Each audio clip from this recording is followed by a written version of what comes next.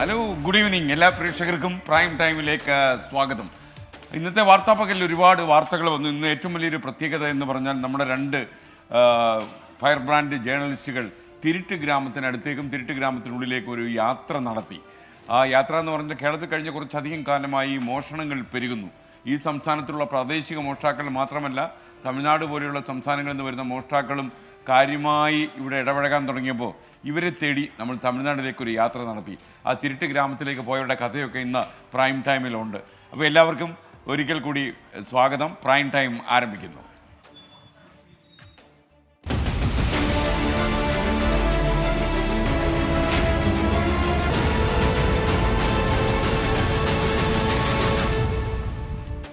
എല്ലാവർക്കും സ്വാഗതം. നിങ്ങൾക്ക് അറിയുന്നത് പോലെ പ്രൈം ടൈമിൽ ഇന്ന് കുറച്ച് പ്രത്യേകതകളുണ്ട്. അപ്പോൾ ഇന്നത്തെ പ്രൈം ടൈം കാണുമ്പോൾ നിങ്ങൾക്ക് മനസ്സിലാകും. അപ്പോൾ എല്ലാ പ്രേക്ഷകർക്കും 9:30 മണിക്ക് തിരുട്ട് ഗ്രാമത്തിൽ എന്ത് സംഭവിക്കുന്നു എന്ന അന്വേഷണം ഞങ്ങളുടെ ആളുകൾ നടത്തിയിട്ടുണ്ട്. അത് കാണാൻ നിങ്ങൾ കാത്തിരിക്കുക. ഏറ്റവും പ്രധാനപ്പെട്ട ഒരു വാർത്തയിലേക്കാണ് ഞാൻ ആദ്യം പോകുന്നത്. ഗുണഭോക്താവ് മരിച്ചാൽ സാമൂഹ്യ സുരക്ഷാ പെൻഷൻ അനന്തരാവകാശികൾക്ക് നൽകാൻ കഴിയില്ലെന്ന് സംസ്ഥാന സർക്കാർ വ്യക്തമാക്കുന്നു.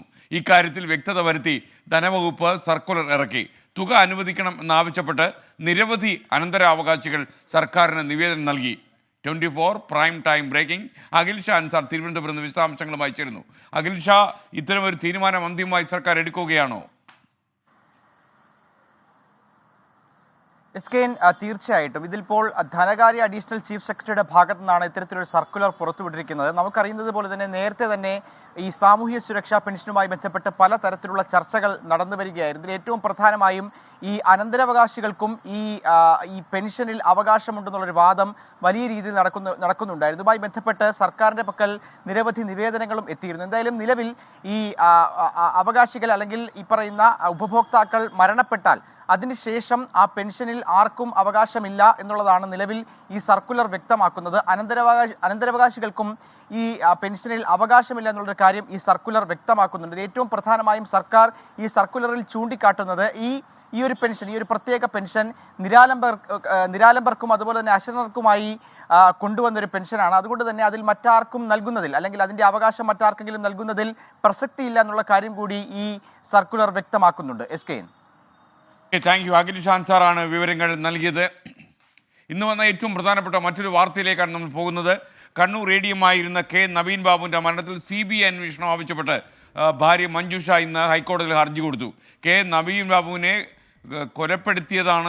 കൊലപ്പെടുത്തിയതിനു ശേഷം കെട്ടിത്തൂക്കിയതാണ് എന്നുള്ള സംശയം തള്ളിക്കളയാൻ കഴിയില്ലെന്ന് ഹൈക്കോടതി നൽകിയ ഹർജിയിൽ പറഞ്ഞിട്ടുള്ള എന്നുള്ള കാര്യം ഏറ്റവും പ്രത്യേകം എടുത്തു പറയണം. ആത്മഹത്യ എന്നുള്ള വാദഗതി അവർ പൂർണ്ണമായും വിശ്വസിക്കുന്നില്ല എന്നതാണ് ഏറ്റവും പ്രധാനപ്പെട്ട കാര്യം. ഹർജിയിൽ ആ കാര്യം എടുത്തു പറയുന്നു. പോലീസ് അന്വേഷണത്തിലെ വീഴ്ചകൾ അക്കമിട്ട് പറഞ്ഞാണ് നവീൻ ബാബുവിൻ്റെ ഭാര്യ മഞ്ജുഷ ഇന്ന് ഹൈക്കോടതിയെ സമീപിച്ചത്. CPIM നേതാവ് PP ദിവ്യ പ്രതിയായ കേസിൽ കാര്യക്ഷമമായ അന്വേഷണം നടക്കുമെന്ന പ്രതീക്ഷയില്ല. PP ദിവ്യയ്ക്ക് ഭരണതലത്തിൽ വലിയ പിടിപാടുണ്ട്. മരണത്തിന് ശേഷവും പ്രതിയായ ദിവ്യയും മറ്റും നവീൻ ബാബുവിനെ വേട്ടയാടുന്നത് തുടരുകയാണ്. ഇക്കാരണത്താൽ തങ്ങൾക്ക് നീതി ലഭ്യമാക്കാൻ കേന്ദ്ര ഏജൻസിയുടെ അന്വേഷണം വേണമെന്നും ഹർജിയിൽ ആവശ്യപ്പെടുന്നു. നവീൻ ബാബുവിൻ്റേത് ആത്മഹത്യയെന്ന പോലീസ് നിഗമനം തങ്ങൾ വിശ്വസിക്കുന്നില്ല. നവീൻ ബാബുവിനെ കെട്ടിത്തൂക്കി കൊലപ്പെടുത്തിയതാണോ എന്ന് പോലീസ് പരിശോധിച്ചില്ല. കേസ് അന്വേഷിക്കുന്ന പ്രത്യേക അന്വേഷണ സംഘം CCTV അടക്കമുള്ള ശാസ്ത്രീയ തെളിവുകൾ സമാഹരിച്ചതുമില്ല. നിർണായക തെളിവുകൾ അന്വേഷണ സംഘം കുഴിച്ചുമൂടിയെന്നും കൃത്രിമ തെളിവുകൾ ഉണ്ടാക്കാൻ പ്രതിയെ സഹായിക്കുകയാണെന്നും ഹർജിയിൽ ആരോപിക്കുന്നു. മരണത്തിന് ശേഷമുള്ള ഇൻക്വസ്റ്റ് നടപടികളിൽ മനഃപൂർവമായ വീഴ്ചയുണ്ടായെന്നും ആരോപണമുണ്ട്. അടുത്ത ബന്ധുവിന്റെ സാന്നിധ്യം പോലുമില്ലാതെ പൂർത്തിയാക്കിയ നടപടിക്രമങ്ങൾ കൊലപാതകം മറച്ചുവെക്കാനായിരുന്നോ എന്ന സംശയവും ഹർജിയിൽ ഉന്നയിക്കുന്നു. അതിനാൽ നവീൻ ബാബുവിന്റെ മരണത്തിൽ സത്യാവസ്ഥ പുറത്തുകൊണ്ടുവരാനും മുഴുവൻ പ്രതികളെയും നിയമത്തിന് മുന്നിൽ എത്തിക്കാനും CBI അന്വേഷണം വേണമെന്നാണ് ഹർജിയിലെ ആവശ്യം. എസ് ശ്രീകാന്ത്, 24 കൊച്ചി. കണ്ണൂരിലെ മുൻ ADMK നവീൻ ബാബുവിൻ്റെ മരണത്തിൽ CBI അന്വേഷണം വേണമെന്ന് BJP നേതാവ് V മുരളീധരനും ഇന്ന് ആവശ്യപ്പെട്ടു. നിലവിലെ അന്വേഷണത്തിൽ തൃപ്തിയില്ല. മരണത്തിൽ കണ്ണൂർ ജില്ലാ കളക്ടർ പങ്കുകൂടി പരിശോധിക്കണമെന്ന് V മുരളീധരൻ 24നോട്. കേരളത്തിലെ പോലീസ് അന്വേഷിച്ചു കഴിഞ്ഞാൽ വസ്തുതകൾ പുറത്തുവരാൻ ധാരാളം തടസ്സങ്ങളുണ്ടാകും. പ്രത്യേകിച്ച് ജില്ലാ കലക്ടർ പോലും ഈ സംഭവത്തിൽ ജില്ലാ കലക്ടറുടെ പങ്കുൾപ്പെടെ സംശയാസ്പദമായിട്ടുള്ള സാഹചര്യമാണ്.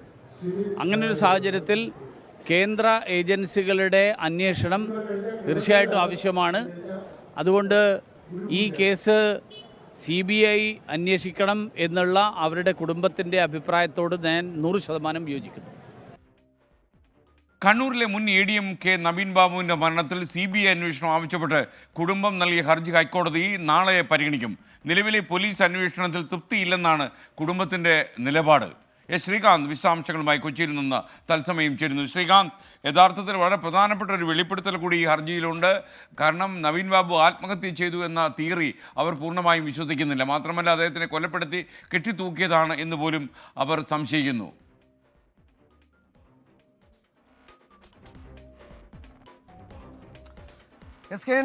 നാളെ ജസ്റ്റിസ് ബെച്ചു കുര്യൻ തോമസിന്റെ സിംഗിൾ ബെഞ്ചാണ് 41ാമത്തെ ഐറ്റമായി ഈ കേസ് പരിഗണിക്കാൻ പോകുന്നത്.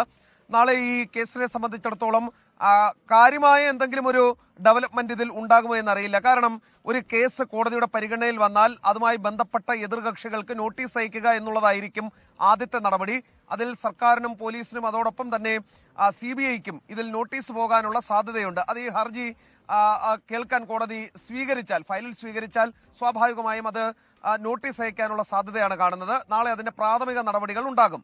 ഈ ഹർജിയിൽ അവർ പറഞ്ഞിരിക്കുന്ന കാര്യം വളരെ ഗൗരവമുള്ളതും ഞെട്ടിപ്പിക്കുന്നതുമാണ്. കാരണം അവരിതിൽ ഇതാദ്യമായി പ്രതിപക്ഷം പറഞ്ഞ കാര്യങ്ങളടക്കം അവരേറ്റെടുത്ത ഹർജിയിൽ പറഞ്ഞിരിക്കുന്നു. അതായത് ഇതൊരു ആത്മഹത്യയാണെന്ന പോലീസിന്റെ തിയറി വിശ്വസിക്കാൻ കുറച്ച് ബുദ്ധിമുട്ടുണ്ട്. ഒരു പക്ഷേ ഇത് കൊന്നു കെട്ടിത്തൂക്കിയതാണോ എന്നൊരു സംശയം, അതിലേക്ക് പോലീസിന്റെ അന്വേഷണം പോയില്ല, പോലീസ് അത് പരിശോധിച്ചില്ല എന്നുള്ളതാണ് അവർ ചൂണ്ടിക്കാണിക്കുന്നത്. ഇൻക്വസ്റ്റ് തിടുക്കപ്പെട്ട് പോലീസ് ആ നടപടികൾ പൂർത്തീകരിച്ചു. കുടുംബാംഗങ്ങൾ സാധാരണ ഇത്തരം നടപടികൾക്ക് അവിടെ ഉണ്ടാകേണ്ടതാണ്. പക്ഷേ കുടുംബാംഗങ്ങൾ എത്തുന്നതിന് മുൻപേ ആ പണി തീർത്തു പോലീസ് എന്ന് പറയുന്നു. ഒപ്പം നിർണായക തെളിവുകൾ പോലീസ് കുഴിച്ചു മൂടുന്നു എന്ന് പറയുന്നു. ഈ പ്രതിക്ക് എല്ലാ തരത്തിലും കൃത്രിമ തെളിവുകൾ ഉണ്ടാക്കാൻ ഒത്താശ ചെയ്തു കൊടുക്കുന്നു എന്ന് പറയുന്നു. ഇനി തങ്ങൾക്ക് നീതി വേണമെങ്കിൽ കേന്ദ്ര ഏജൻസി വരണം, CBI വരണം എന്നുള്ളതാണ് അവർ ആവശ്യപ്പെടുന്നത്. മരിച്ചത് ഒരു സാധാരണക്കാരനായ മനുഷ്യനല്ല, ഒരു ADM ആണ്. അതിൻ്റെതായ ഗൗരവമുണ്ട്. ആ കുടുംബവും അക്കാര്യത്തിൽ ഉറച്ചു തന്നെയാണ്. ഓക്കെ, ശ്രീകാന്താണ് വിവരങ്ങൾ നൽകിയതിലും ഹൈക്കോടതി നാളെ ഇക്കാര്യത്തിൽ ഒരു അന്തിമ വിധി പറയും എന്നാണ് നമുക്ക് മനസ്സിലാക്കുന്നത്. സിംഗപ്പൂരിലെ ആശ പറയുന്നു, താങ്കളെ ഒന്ന് കണ്ടിട്ട് ഉറങ്ങാമെന്ന് വിചാരിച്ചു. അതപ്പം നന്നായി. താങ്കളെ കണ്ടുകൊണ്ട് എഴുന്നേൽക്കുന്നു, കണ്ടുകൊണ്ട് ഉറങ്ങുന്നു. എന്തൊരു സൗകര്യം അല്ലേ? ഓക്കെ, ഇനി വാർത്തകൾ സംഭവിക്കുന്ന സ്ഥലത്ത് നിന്ന് ഞങ്ങളുടെ പ്രതിനിധികൾ തത്സമയം ചേരുന്നു. നോക്കാം സ്പോട്ട് ലൈവ്.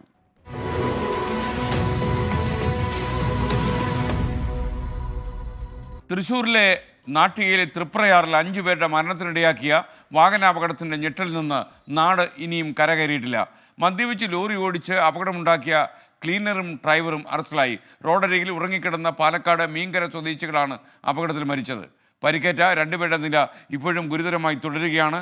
അപകടം നടന്ന തൃപ്രയാറിൽ നിന്ന് സൂരജ് സജി തത്സമയം ചേരുന്നു. സൂരജ് സജി, യഥാർത്ഥത്തിൽ ഇന്ന് ഈ പ്രഭാതം പൊട്ടിവിടുന്നത് തന്നെ ഇത്തരമൊരു ഭീകരമായ അപകടത്തിൻ്റെ വാർത്ത കേട്ടുകൊണ്ടാണ്.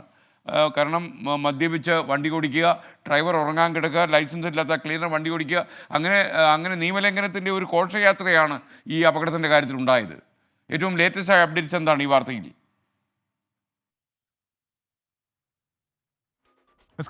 നമ്മളിപ്പോൾ തൃപ്രയാറിലാണ് ഉള്ളത്. ഇപ്പോഴും ഈ വായുവിൽ ചോരയുടെ ഗന്ധം ഇങ്ങനെ വമിക്കുന്നുണ്ട് സ്കേൻ. അതല്ലാതെ മറ്റൊന്നും പറയാൻ പോലും കിട്ടുന്നില്ല. ഇന്ന് പകൽ മുഴുവൻ നമ്മൾ കണ്ട കണ്ണുനീരുണ്ട്. പ്രധാനപ്പെട്ട ഇവരുടെ നഷ്ടപ്പെട്ടവരെ ഉറ്റവരെ നഷ്ടപ്പെട്ടതിൻ്റെ വേദനയിൽ ഒരു നാടാകെ തേങ്ങുന്ന ഒരു കാഴ്ചയാണ് നമ്മൾ ഇന്ന് കണ്ടത്.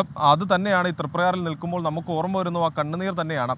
അതായത് എറണാകുളവും അതുപോലെ തന്നെ തൃശ്ശൂരിൻ്റെ വിവിധ മേഖലകളിലൊക്കെ ഒരു 2 മാസത്തേക്കൊക്കെ ജോലി ചെയ്യാൻ വേണ്ടി വരുന്ന നാടോടി കുടുംബങ്ങളാണ്. അവർ ഈ സെപ്റ്റിക് ടാങ്ക് ക്ലീനിങ്ങിനും മറ്റുമൊക്കെയായി എത്തുന്നതാണ്. അവർ ഇവിടെ എത്തിയ ശേഷം അവർ ഈ 2 മാസം ഇവിടെ തമ്പടിച്ച് ഈ ജോലി ചെയ്ത് മടങ്ങുന്നു. അങ്ങനെ 5 ദിവസത്തേക്ക് കൂടി അവർക്ക് ജോലി കിട്ടിയത് കൊണ്ടാണ് അവർ ഇവിടെ തങ്ങാൻ തീരുമാനിച്ച് ഈ തങ്ങുന്നത്. ഇപ്പോൾ ഞാൻ ഈ നിൽക്കുന്ന ഈ ഭാഗത്തായിരുന്നു ഇവർ 2 ദിവസം മുമ്പ്, ഇപ്പോൾ ഈ ദൃശ്യങ്ങളിൽ കാണുന്ന ഈ ഭാഗത്തൊക്കെ ആയിരുന്നു ഇവർ 2 ദിവസം മുമ്പ് വരെ താമസിച്ചിരുന്നത്. ഇന്ന് തൃപ്രയാർ ഏകാദശി ആയതുകൊണ്ട് തന്നെ ഇവർ ഈ വലത്തുവശത്തെ ട്രാക്കിലേക്ക് താമസം മാറുന്നു. ഇതിലെ ഒത്തിരി വണ്ടികളൊക്കെ പോകാനുള്ളതാണ് എന്ന് കരുതി അവർ എനിക്ക് കാണുന്ന ഈ വലത്തുവശത്തെ ട്രാക്കിലേക്ക് താമസം മാറ്റുന്നു, ഉറക്കം മാറ്റുന്നു. അതിനിടയിലാണ് ഇന്നലെ മദ്യപിച്ചെത്തിയ ഈ ലോറി ഡ്രൈവറും ഡ്രൈവറും അതുപോലെ തന്നെ ക്ലീനറും ചേർന്ന് ഇവർക്ക് മുകളിലൂടെ ഈ ലോറി കയറ്റി ഇറക്കുന്നത്. ഇതിൽ ഏറ്റവും പ്രധാനപ്പെട്ട സങ്കടപ്പെടുത്തുന്ന ഒരു കാര്യം, ഈ അപകടത്തിൽ നിന്ന് രക്ഷപ്പെട്ട രമേശ് ഉണ്ട്. രമേശുമായി ഇന്ന് നമ്മൾ സംസാരിച്ചപ്പോൾ പറഞ്ഞത്, ഈ ലോറി ഇവർക്ക് മുകളിലൂടെ കയറി ഇറങ്ങി. എൻ്റെ ഭാര്യയുടെയും, രമേശ് പറയുന്നത് എങ്ങനെയാണ്, എൻ്റെ ഭാര്യയുടെയും മകൻ്റെയും തലയിലൂടെയാണ് ഈ ലോറി കയറി ഇറങ്ങിയത്. ആ സമയത്ത് ഞാൻ വലിയ രീതിയിൽ ശബ്ദമുണ്ടാക്കി. ലോറി കൈയടിച്ച് നിർത്തിയ സമയത്ത് ഡ്രൈവറോട് വണ്ടി എടുക്കരുതെന്ന് പല തവണ ആവശ്യപ്പെട്ടു.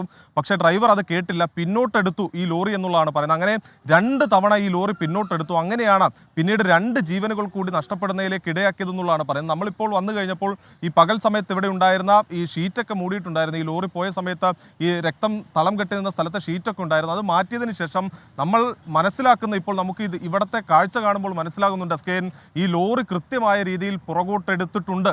ആ ടയറിൻ്റെ പാടുകളെല്ലാം അതുപോലെ തന്നെ ഉണ്ട് സ്കേൻ. വളരെയധികം സങ്കടപ്പെടുത്തുന്നുണ്ട്. അതോടൊപ്പം തന്നെ ഇന്നലെ ഇവർ പറഞ്ഞൊരു കാര്യമുണ്ട്, നമ്മുടെ നാട്ടിൽ ഇപ്പോൾ ഈ രാത്രികാലങ്ങളിൽ കുറുവാ സംഘത്തിൻ്റെ ശല്യമൊക്കെ വലിയ രീതിയിൽ വർദ്ധിച്ചിരിക്കുന്നു. ഇന്നലെ ഈ അപകടം നടന്നതിന് ശേഷം ഇവർ ഈ അപകടത്തിൽപ്പെട്ട ആളുകളെ ആശുപത്രിയിൽ കൊണ്ടുപോകുന്നതിന് വേണ്ടി ഈ ഹൈവേയുടെ ഓരത്ത് നിന്ന് പല വാഹനങ്ങൾക്കും കൈ കാണിച്ചു. പക്ഷേ തങ്ങൾ കള്ളന്മാരാണെന്ന് കരുതി ആരും വാഹനം നിർത്തിയില്ല എന്നുള്ളതാണ് ഇവർ പറയുന്നത്. അങ്ങനെ ഏറെ പ്രയാസപ്പെട്ട നിമിഷങ്ങളിലൂടെയാണ് ഈ പകൽ മുഴുവൻ അവർ കടന്നുപോയത്. എന്തായാലും ഈ 5 മൃതദേഹങ്ങളും സർക്കാർ ഇടപെട്ടുകൊണ്ട് തന്നെ ഇപ്പോൾ പാലക്കാട് ഗോവിന്ദാപുരത്തെത്തിയ മൃതദേഹങ്ങൾ സംസ്കരിക്കുന്ന നടപടികൾ അടക്കം പൂർത്തിയായിട്ടുണ്ട്. സർക്കാർ എന്തായാലും അടിയന്തര ധനസഹായം ഉൾപ്പെടെ നൽകുന്നത് പരിഗണിക്കുന്നുമുണ്ട്. നിലവിൽ ഈ പ്രതികളായ, അതായത് ഈ വാഹനം ഓടിച്ചത് ക്ലീനറാണ്. ക്ലീനർക്ക് ലൈസൻസ് ഉണ്ടായിരുന്നില്ല, മദ്യലഹരിയിലായിരുന്നു ക്ലീനറും ഡ്രൈവറും. എന്തായാലും ഇരുവരും പോലീസിന്റെ കസ്റ്റഡിയിലാണ്.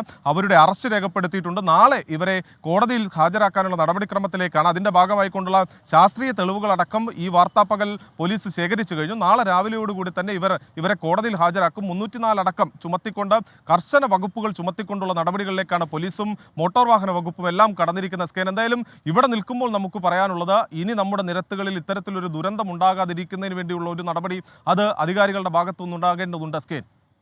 Okay, thank you. തൃപ്രയാറിൽ നിന്ന് സൂര്യ സഞ്ജിയാണ് നമുക്കൊപ്പം ചേർന്നത്. തൃപ്രയാറിലാണ് രാവിലെ അപകടം ഉണ്ടായതും 5 പേർ മരിച്ചതും. സുരക്ഷിതമെന്ന് കരുതിയാണ് ദേശീയപാതയുടെ വലതുവശത്തെ ട്രാക്കിൽ നിന്ന് ഇടതുവശത്തെ ട്രാക്കിലേക്ക് നാടോടി വിഭാഗത്തിൽപ്പെട്ടവർ ഉറക്കം മാറ്റിയത്. പ്രിയപ്പെട്ടവരുടെ യോഗം താങ്ങാൻ കഴിയാതെ ഇന്ന് ഇവിടെ നിന്ന് അവരുടെ മടക്കമായി. സമയം രാവിലെ 4 മണി. മാഹിയിൽ നിന്ന് വാങ്ങിയ മദ്യത്തിന്റെ ലഹരിയിലായിരുന്നു ലോറി ഡ്രൈവറുടെയും ക്ലീനറുടെയും യാത്ര. പുറകിലെ സീറ്റിൽ ഡ്രൈവർ ജോസ് ഉറങ്ങുമ്പോൾ വളയം പിടിച്ചത് ലൈസൻസ് ഇല്ലാത്ത ക്ലീനർ അലക്സ്. ഏകാദശിയായതുകൊണ്ട് വാഹനങ്ങൾ കൂടുതലായിരിക്കുമെന്ന് കരുതി പതിവ് ഉറക്കം ഇടത്തെ ട്രാക്കിലേക്ക് മാറ്റിയിരുന്നു നാടോടി കുടുംബങ്ങൾ. സുരക്ഷിതമെന്ന് കരുതിയ പാതയിലേക്ക് ലോറി പാഞ്ഞെത്തി. പിഞ്ചു കുഞ്ഞുങ്ങളടക്കം 5 പേരുടെ ശരീരത്തിലൂടെയാണ് ലോറി കയറി ഇറങ്ങിയത്. വണ്ടി കയറുമ്പോൾ നമുക്കറിയില്ല, വടവടാന്ന് ഒച്ച കേൾക്കണുണ്ട്. വരുമ്പോൾ ഞാനും എൻ്റെ ഭാര്യ ലാസ്റ്റ് കിടക്കുമായിരുന്നു.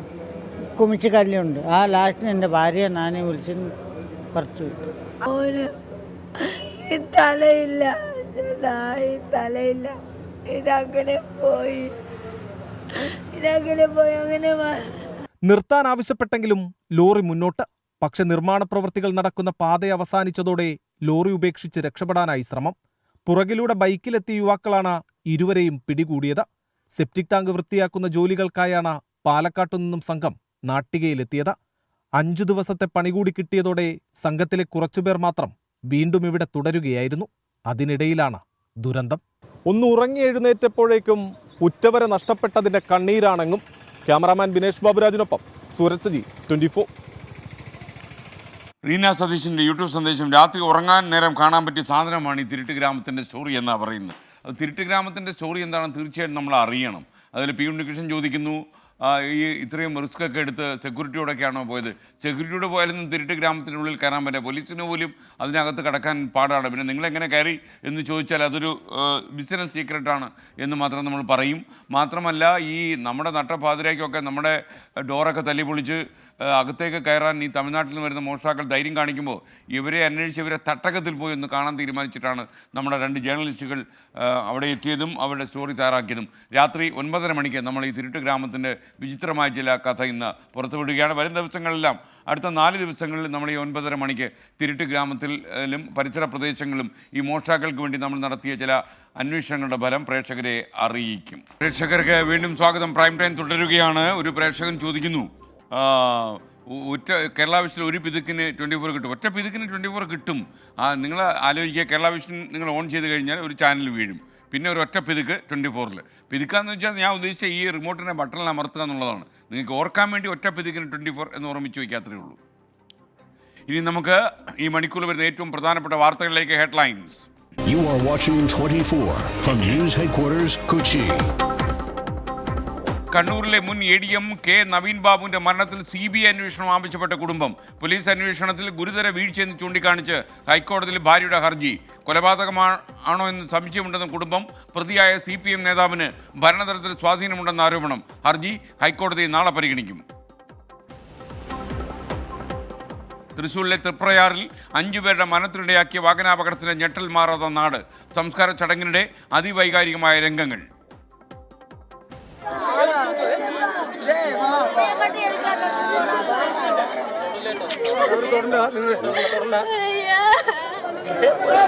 ലോറി ഓടിച്ച ക്ലീനറും ഡ്രൈവറും അറസ്റ്റിലായി. അപകടത്തിൽ മരിച്ചത് റോഡരികിൽ ഉറങ്ങിക്കിടന്ന പാലക്കാട് മീങ്കര സ്വദേശികൾ. ഡ്രൈവറുടെ ലൈസൻസ് റദ്ദാക്കുമെന്ന് ഗതാഗത വകുപ്പ് മന്ത്രി KV Ganesh Kumar. 24 prime time breaking. സാമൂഹിക സുരക്ഷാ പെൻഷൻ വിതരണത്തിൽ വ്യക്തത വരുത്തി സംസ്ഥാന സർക്കാർ. ഗുണഭോക്താവ് മരിച്ചാൽ പെൻഷൻ തുക അനന്തരാവകാശികൾക്ക് ഇനി ലഭിക്കില്ല. സർക്കുലർ പുറത്തിറക്കി ധനകാര്യ അഡീഷണൽ ചീഫ് സെക്രട്ടറി. നിലപാട് വ്യക്തമാക്കിയത് നിവേദനങ്ങൾ വർദ്ധിച്ച സാഹചര്യത്തിലെന്ന സർക്കാരിന്റെ വിശദീകരണം. പത്തനംതിട്ടയിൽ 17-കാരിയായ ഗർഭിണി പനി ബാധിച്ച് മരിച്ച സംഭവത്തിൽ പോക്സോ കേസും. നടപടി അസ്വാഭാവിക മരണത്തിന് കേസെടുത്തതിന് പിന്നാലെ വീട്ടുകാരുടെയും സ്കൂൾ അധികൃതരുടെയും മൊഴിയെടുക്കാൻ പോലീസ്. ആലപ്പുഴ വണ്ടാനം മെഡിക്കൽ കോളേജിൽ ചികിത്സയിലിരിക്കെ 17-കാരി മരിച്ചത് ഇന്നലെ.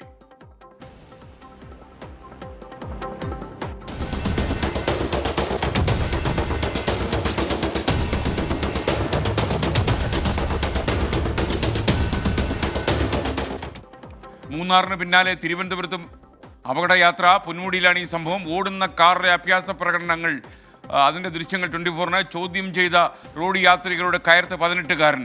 നടപടിയുണ്ടാകുമെന്ന് മോട്ടോർ വാഹന വകുപ്പ്.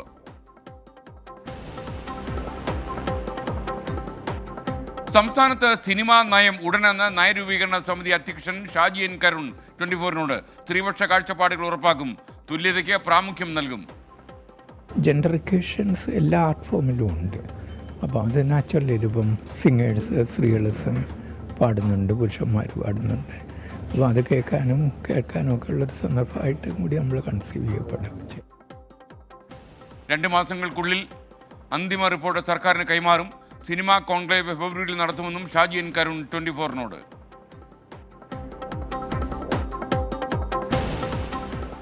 പാലക്കാട്ടെ തോൽവിയിൽ വിശദമായ ചർച്ച നടത്താതെ BJP നേതൃയോഗം. ജില്ലാ കമ്മിറ്റിയുടെ റിപ്പോർട്ട് കിട്ടട്ടെ എന്ന യോഗത്തിൽ K. സുരേന്ദ്രൻ. ഡിസംബർ 1 നടക്കുന്ന ഭാരവാഹി യോഗത്തിൽ കൂടുതൽ വിലയിരുത്തലുണ്ടാകും. മാധ്യമങ്ങൾക്കെതിരെ രൂക്ഷ വിമർശനവുമായി K. സുരേന്ദ്രൻ. BJP മുൻ വയനാട് ജില്ലാ പ്രസിഡന്റ് KP മധു പാർട്ടി വിട്ടു.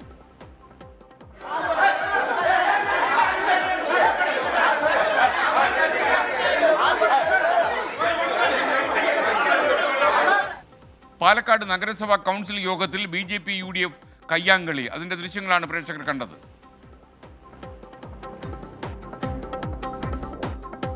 हम भारत के लोग भारत को एक संपूर्ण प्रभुत्व संपन्न समाजवादी पंथ निरीक्षण लोकतांत्रिक गणराज्य बनाने के लिए ഭരണഘടന അംഗീകരിക്കപ്പെട്ടതിൻ്റെ 75-ാം വാർഷിക ദിനത്തിൽ പാർലമെന്റിന്റെ സംയുക്ത സമ്മേളനത്തെ രാഷ്ട്രപതി അഭിസംബോധന ചെയ്തു. രാജ്യത്തിന്റെ അടിസ്ഥാന ശിലയാണ് ഭരണഘടനയെന്ന് രാഷ്ട്രപതി ദ്രൗപദി മുർമു. ഭരണഘടനയുടെ സംസ്കൃത പതിപ്പും 75 രൂപ നാണയവും തപാൽ സ്റ്റാമ്പും പുറത്തിറങ്ങി. ഭരണഘടന ഇന്ത്യയുടെ ആത്മാവെന്ന് പ്രധാനമന്ത്രി നരേന്ദ്രമോദി.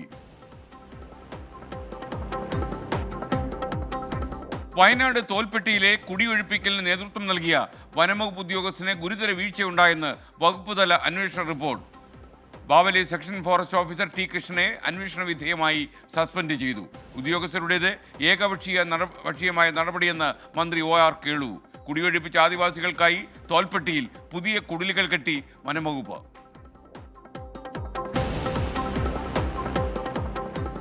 ശബരിമല സന്നിധാനത്ത് മൊബൈൽ ഫോൺ ഉപയോഗിച്ച് വീഡിയോ ചിത്രീകരിക്കുന്നതിൽ ഇടപെട്ട ഹൈക്കോടതി.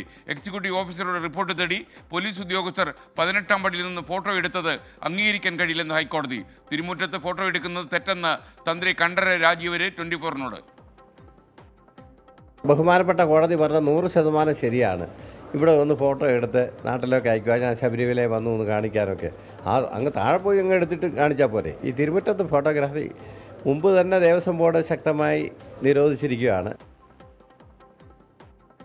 പോലീസ് നടപടി ADGPയെ അതൃപ്തി അറിയിച്ച് Thiruvithamkoor Devaswom board.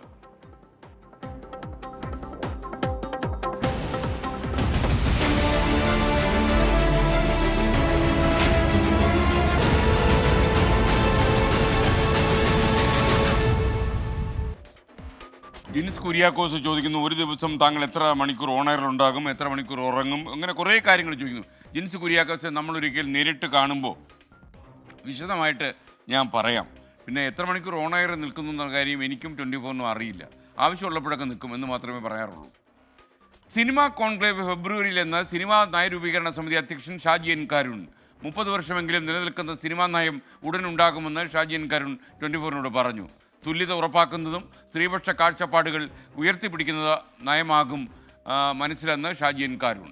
24 prime time breaking. Conclave എന്നത്തേക്കായിരിക്കും സാർ ഉണ്ടാവുക? ഇതുമായി ബന്ധപ്പെട്ട ചർച്ചകളൊക്കെ ഈ നവംബറിലായിരുന്നു പറഞ്ഞിരുന്നത്. പക്ഷേ ഇതിപ്പം പലരെയും അറിയപ്പെടുന്ന ആൾക്കാരുടെയും ഒക്കെ കൊണ്ടുവരുന്ന ഡേറ്റുകളൊക്കെ അതിനകത്ത് ബന്ധപ്പെട്ട് കിടക്കുന്ന പോലെ തന്നെ. അപ്പോൾ ഡിസംബർ കഴിഞ്ഞിട്ട് പിന്നെ അവരുടെയും കൂടെ ഡേറ്റ് ഏതാണ്ട് ഒരു ഫെബ്രുവരിയോടുകൂടി അത് ചെയ്യണം എന്നുള്ളൊരു വിശ്വാസത്തിലാണ്, ആ ഗോളിലാണ് നമ്മൾ പോകുന്നത്. ഉടൻ നമുക്കൊരു സിനിമാ നയം ഉണ്ടാകും. കോടതിയിലടക്കം അത്തരത്തിലുള്ള ആവശ്യങ്ങളൊക്കെ ഉയരുന്നുണ്ട്. അത് വേണ്ടതാണ്, പലയിടത്തും ഉണ്ടായി. പക്ഷെ നമ്മുടെ ഒരു നയം എന്ന് പറയുന്ന ഒരു 30 വർഷമെങ്കിലും നിലനിൽക്കുന്ന നയമായിരിക്കണം എന്നുള്ള വിശ്വാസത്തിലാണ് ഇത് പോകുന്നത്. വുമൻ ഫ്രണ്ട്ലി ആയിരിക്കും. അല്ല, ജെൻഡർ ഇക്വേഷൻസ് എല്ലാ ആർട്ട് ഫോമിലും ഉണ്ട്. അപ്പോൾ അത് നാച്ചുറലി ഇപ്പം സിംഗേഴ്സ്, സ്ത്രീകള് പാടുന്നുണ്ട്, പുരുഷന്മാർ പാടുന്നുണ്ട്. അപ്പോൾ അത് കേൾക്കാനും ഒക്കെ ഉള്ളൊരു സന്ദർഭമായിട്ടും കൂടി നമ്മൾ കൺസീവ് ചെയ്യപ്പെടും. വിവരങ്ങളുമായി വിഷ്ണു സുരേഷ് ചേരുന്നു. വിഷ്ണു, വിശദാംശങ്ങൾ എന്തൊക്കെയാണ് ഈ വാർത്തയുടെ? സിനിമാ നയം എന്നൊക്കെ പറയുമ്പോൾ ഒരുപാട് വിവാദമൊക്കെ ആകാൻ സാധ്യതയുള്ളതാണ്.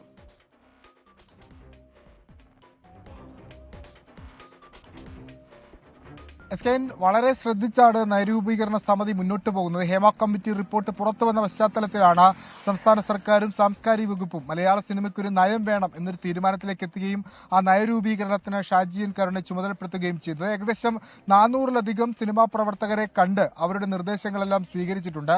മാക്ട, ഫെഫ്ക പോലുള്ള സംഘടനകളിൽ നിന്നും നിർദ്ദേശങ്ങൾ ലഭിച്ചു. അമ്മ അടക്കമുള്ള സംഘടനകളിൽ നിർദ്ദേശങ്ങൾ ലഭിച്ചു. 2 മാസത്തിനകം തന്നെ റിപ്പോർട്ട് സംസ്ഥാന സർക്കാരിന് കൈമാറുമെന്നാണ് ഷാജി എൻ കാരുൺ 24-നോട് പറഞ്ഞത്. അതിൽ ഏറ്റവും പ്രധാനപ്പെട്ടത് വേതനവും സുരക്ഷയും ആരോഗ്യവും താരങ്ങളുടെ അടക്കം അല്ലെങ്കിൽ ഈ സിനിമാ മേഖലയുമായി പ്രവർത്തിക്കുന്ന ആളുകളുടെ ഇത്തരം കാര്യങ്ങളെല്ലാം ശക്തമായി ഉറപ്പാക്കുന്ന തരത്തിലൊരു നയരൂപീകരണമായിരിക്കും ഉണ്ടാക്കുക. ഒപ്പം സ്ത്രീപക്ഷ രാഷ്ട്രീയം ഉയർത്തിപ്പിടിക്കും. ജെൻഡർ ഇക്വാലിറ്റി കൃത്യമായി നയത്തിലുണ്ടാകും. ഒരു 30 വർഷമെങ്കിലും നിലനിൽക്കുന്ന നയമായിരിക്കും നടപ്പാക്കുക. ഫിലിം ഇൻഡസ്ട്രി എന്ന് നിലവിൽ പറയുന്നുണ്ടെങ്കിലും വ്യവസായവൽക്കരിക്കപ്പെട്ടിട്ടില്ല ഫിലിം ഇൻഡസ്ട്രി എന്ന് അദ്ദേഹം പറയുന്നുണ്ട്. അതുകൊണ്ട് വ്യവസായവൽക്കരിക്കപ്പെടുന്ന തരത്തിൽ കൂടി ഫിലിം ഇൻഡസ്ട്രി, മലയാള ഫിലിം ഇൻഡസ്ട്രി അത്തരത്തിൽ മാറ്റുന്നതിന് വേണ്ടി കൂടിയായിരിക്കും ഇങ്ങനൊരു നയം രൂപീകരിക്കുക. ഈ നയരൂപീകരണവുമായി ബന്ധപ്പെട്ട് കോൺക്ലേവ് നേരത്തെ പറഞ്ഞിരുന്നു നവംബറിൽ നടത്താനാണ് തീരുമാനിച്ചത്. പക്ഷേ സാങ്കേതിക കാരണങ്ങളായി നീണ്ടുപോവുകയാണ്. ഫെബ്രുവരിയോടുകൂടി ഈ കോൺക്ലേവ് നടത്തും. അതിനുശേഷമായിരിക്കും മലയാള സിനിമയ്ക്ക് മാത്രമായ ഒരു നയരൂപീകരണം നയം ഉണ്ടാകും. ഒരു പക്ഷേ ഇന്ത്യൻ സിനിമയിൽ തന്നെ അത് ആദ്യമായിരിക്കും അത്തരത്തിലൊരു ഇനിഷ്യേറ്റീവ്. വലിയ പ്രതീക്ഷയോടുകൂടിയാണ് സിനിമാ ലോകം ഒന്നാകെ നോക്കിക്കാണുന്നത്. കുറ്റമറ്റ രീതിയിൽ തന്നെ ഈ നയരൂപീകരണം ഉണ്ടാകുമെന്ന് പ്രതീക്ഷിക്കുന്നു. ഹൈക്കോടതി അടക്കം ഇടപെട്ട വിഷയമായതുകൊണ്ട് സർക്കാർ അക്കാര്യത്തിലൊരു കൃത്യമായ ജാഗ്രതയും പുലർത്തുമെന്നാണ് മനസ്സിലാക്കുന്നത്. Okay, thank you Vishnu Suresh. P Chandran ചോദിക്കുന്നു, ഈ തിരുട്ട് ഗ്രാമത്തിൽ ആരൊക്കെയാ പോയത് എന്ന്. 9:30 കാര്യം അറിയാൻ പറ്റും. സൂരജ് സജി തൃപ്രയാറിൽ നിന്നൊരു കാര്യം അറിയിക്കുന്നു. തൃപ്രയാറിൽ ഇന്ന് വാഹനാപകടം നടന്ന സ്ഥലത്തിനടുത്ത് വീണ്ടും വാഹനാപകടം ഉണ്ടായി. ബൈക്കും കാറും കൂട്ടിയിടിച്ച ഒരാൾക്ക് പരിക്കേറ്റു. പരിക്കേറ്റയാളെ ആശുപത്രിയിലേക്ക് മാറ്റിയിട്ടുണ്ട്. ബൈക്ക് യാത്രികൻ്റെ കൈപ്പത്തി മുറിഞ്ഞു പോയെന്നും സൂരജിൻ്റെ റിപ്പോർട്ടിൽ പറയുന്നു. ഇനി പത്തനംതിട്ടയിലേക്ക്. 17-കാരിയായ ഗർഭിണി പനി ബാധിച്ച് മരിച്ച സംഭവത്തിൽ പോക്സോ വകുപ്പ് പ്രകാരം പോലീസ് കേസെടുത്തു. കേസിൽ ആരെയും പ്രതി ചേർത്തിട്ടില്ല. അസ്വാഭാവിക മരണത്തിനെടുത്ത FIR-ന് പുറമെയാണ് പുതിയ FIR. പ്രാഥമിക പോസ്റ്റ്മോർട്ടം റിപ്പോർട്ടിൽ പെൺകുട്ടി ഗർഭിണിയാണെന്ന് കണ്ടെത്തിയ സാഹചര്യത്തിലാണ് നടപടി. AV ജയശങ്കർ ചേരുന്നു പത്തനംതിട്ടയിൽ നിന്ന്. ജയശങ്കർ, വിശദാംശങ്ങൾ എന്തൊക്കെയാണ് ഈ വാർത്തയുടെ? 17 വയസ്സുകാരി ആലപ്പുഴ വണ്ടാനം മെഡിക്കൽ കോളേജിൽ വെച്ച് പനി ബാധിച്ച് മരിച്ച സംഭവത്തിലാണ് നിലവിൽ പത്തനംതിട്ടയിലെ പോലീസ് പോക്സോ വകുപ്പുകൾ ഉൾപ്പെടുത്തി കേസെടുത്തിരിക്കുന്നത്. FIR-ൽ ആരെയും പ്രതി ചേർത്തിട്ടില്ല. നേരത്തെ ഈ പെൺകുട്ടിയുടെ മരണവുമായി ബന്ധപ്പെട്ട പോലീസ് അസ്വാഭാവിക മരണത്തിന് കേസെടുത്തിരുന്നു. എന്നാൽ ഇതുമായി ബന്ധപ്പെട്ട് ഈ മരണവുമായി ബന്ധപ്പെട്ട പ്രാഥമിക പോസ്റ്റ്മോർട്ടം റിപ്പോർട്ടിൽ പെൺകുട്ടി ഗർഭിണിയാണെന്ന് കണ്ടെത്തിയ സാഹചര്യത്തിലാണ് പോലീസ് പോക്സോ വകുപ്പുകൾ കൂടി ചേർത്തുകൊണ്ട് ഒരു പുതിയ FIR രജിസ്റ്റർ ചെയ്തിരിക്കുന്നത്. കഴിഞ്ഞ ദിവസമാണ് ഈ പത്തനംതിട്ട സ്വദേശിനിയായ പെൺകുട്ടി ആലപ്പുഴ മെഡിക്കൽ കോളേജിൽ വെച്ച് മരണപ്പെടുന്നത്. ഈ പെൺകുട്ടി പനി ബാധിച്ച ആദ്യം പത്തനംതിട്ട ജില്ലയിലെ ഒരു ആശുപത്രിയിൽ ചികിത്സ തേടി. അതിനുശേഷം ഇവിടെ നിന്നും ആലപ്പുഴ മെഡിക്കൽ കോളേജിലേക്കായി പെൺകുട്ടിയെ റെഫർ ചെയ്ത് വിട്ടു. ഇവിടെ ചികിത്സയിലിരിക്കുകയാണ് ഈ പെൺകുട്ടി മരണപ്പെടുന്നത്. പിന്നീട് നടത്തിയ പോസ്റ്റ്മോർട്ടത്തിൽ ഉൾപ്പെടെയാണ് ഈ പെൺകുട്ടി ഗർഭിണിയായിരുന്നു എന്ന് മനസ്സിലാക്കിയത്. എന്തായാലും പെൺകുട്ടി ഗർഭം അലസുന്നതിന് വേണ്ടി മരുന്നുകൾ കഴിച്ചിരുന്നുവെന്നാണ് ഡോക്ടർമാർ പോലീസിന് നൽകിയ പ്രാഥമിക വിവരം. ഈ അമിതമായ മരുന്നുകൾ കഴിച്ചത് ശരീരത്തിൽ ഇൻഫെക്ഷൻ ഉണ്ടാകാൻ കാരണമായി. ഈ ഇൻഫെക്ഷൻ്റെ പ്രതിഫലനമായിരുന്നു പെൺകുട്ടിക്ക് തുടർച്ചയായി ഉണ്ടായ പനി. എന്തായാലും ഈ ഇൻഫെക്ഷൻ വർദ്ധിച്ചതിന് ശേഷമാണ് ഈ ഇൻഫെക്ഷൻ തന്നെയാണ് ഇത്തരത്തിലൊരു മരണത്തിലേക്ക് നയിച്ചതെന്നും പോലീസ് വ്യക്തമാക്കുന്നു. എന്തായാലും സംഭവവുമായി ബന്ധപ്പെട്ട് ഈ വീട്ടുകാരുടെ അറിവോടുകൂടിയാണോ ഈ പെൺകുട്ടി നിരന്തരമായി ഇത്തരത്തിൽ ഗർഭം അലസുന്നതിന് വേണ്ടി മരുന്ന് കഴിച്ചതെന്ന കാര്യം നിലവിൽ പോലീസ് പരിശോധിക്കുന്നുണ്ട്. ഒപ്പം തന്നെ ഈ വീട്ടുകാരുടെയും സ്കൂൾ അധികൃതരുടെയും മൊഴി പോലീസ് രേഖപ്പെടുത്തും. വളരെ പ്രധാനപ്പെട്ട ഒരു വിഷയമാണ്. കാരണം 17 വയസ്സുള്ള ഒരു പെൺകുട്ടിയാണ്. 5 മാസത്തോളം ഗർഭിണിയായാണ് ഈ പെൺകുട്ടി ആശുപത്രിയിൽ ചികിത്സ തേടുന്നത്. ആശുപത്രി അധികൃതരോട് പോലും ഈ ഗർഭിണിയാണെന്ന വിവരം ഈ പെൺകുട്ടി മറച്ചു വെച്ചു എന്നതാണ് ഏറ്റവും നിർണായകം. പനി എന്ന് മാത്രം പറഞ്ഞാണ് ആശുപത്രിയിൽ ചികിത്സ നേടിയത്.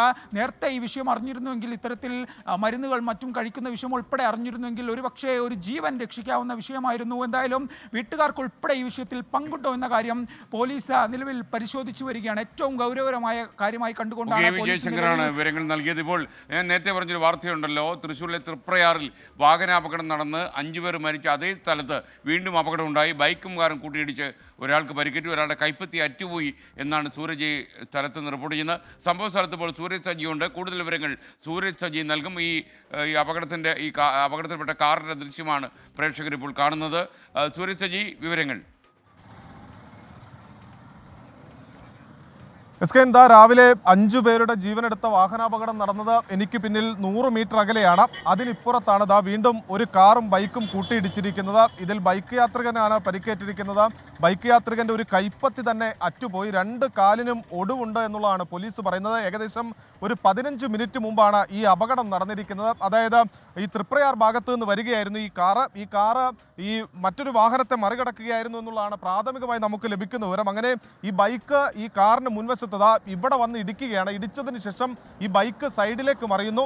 ഏറെ ദൂരം ഈ ബൈക്ക് സ്കിഡായി മുന്നോട്ട് പോയി എന്നുള്ളതാണ് പറയുന്നത്. അങ്ങനെ ഈ ബൈക്കിന്റെ ഹാൻഡിലിനടിയിൽപ്പെട്ടാണ് ഈ ബൈക്ക് യാത്രികന്റെ കൈ മുറിഞ്ഞു പോയതെന്നുള്ളതാണ് പറയുന്നത്. പക്ഷേ ഈ ബൈക്ക് യാത്രികന്റെ കൂടുതൽ വിവരങ്ങൾ പോലീസ് ശേഖരിക്കുന്നുള്ളൂ. ആരാണ് ഈ അപകടത്തിൽപ്പെട്ടത് എന്ന് സംബന്ധിച്ചുള്ള വിവരങ്ങൾ ഉൾപ്പെടെ പോലീസ് ശേഖരിച്ചു വരികയാണ്. എന്തായാലും പരിക്കേറ്റ ആളെ നിലവിൽ ആശുപത്രിയിലേക്ക് മാറ്റിയിട്ടുണ്ട്.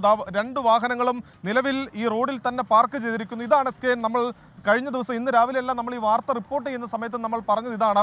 തുടർച്ചയായി ഈ മേഖലയിൽ അപകടം പതിവാണ്. അത് ഈ റോഡ് നിർമ്മാണവുമായി ബന്ധപ്പെട്ടുകൊണ്ട് തന്നെയുള്ള പ്രശ്നങ്ങളാണ്. ഇന്നും നമ്മൾ നേരത്തെ ലൈവ് കഴിഞ്ഞ് അവിടെ നിന്ന് വരുന്ന സമയത്ത് നാട്ടുകാരുമായി സംസാരിച്ചു. ആ സമയത്തും അവർ പറയുന്നത് ഈ അടിക്കടി ഉണ്ടാകുന്ന ഡിവൈഡറുകൾ, അതായത് ഇന്ന് ഉണ്ടാകുന്ന ഡിവൈഡർ അല്ല നാളെ ഉണ്ടാകുന്നത്. നാളെ വരുമ്പോൾ ആ ഡിവൈഡറിന്റെ സ്ഥാനം മാറുന്നു, പുതിയ ഡിവൈഡർ വരുന്നു, ഡീവിയേഷൻ വരുന്നു. ഇത് പലപ്പോഴും ഇതിലൂടെ പോകുന്ന യാത്രക്കാരെ സംബന്ധിച്ച് വലിയ കൺഫ്യൂഷനുകൾ ഉണ്ടാക്കുന്നുണ്ട്. അതോടൊപ്പം തന്നെ ഈ പല ട്രാക്കുകളിലൂടെയും ഈ വീതിയുള്ള ട്രാക്കാണ്, അതിലൂടെ ഒരു 100-200 മീറ്റർ സഞ്ചരിച്ച് വരുമ്പോൾ പെട്ടെന്ന് അടുത്ത ടേണിംഗ് വരുന്നു.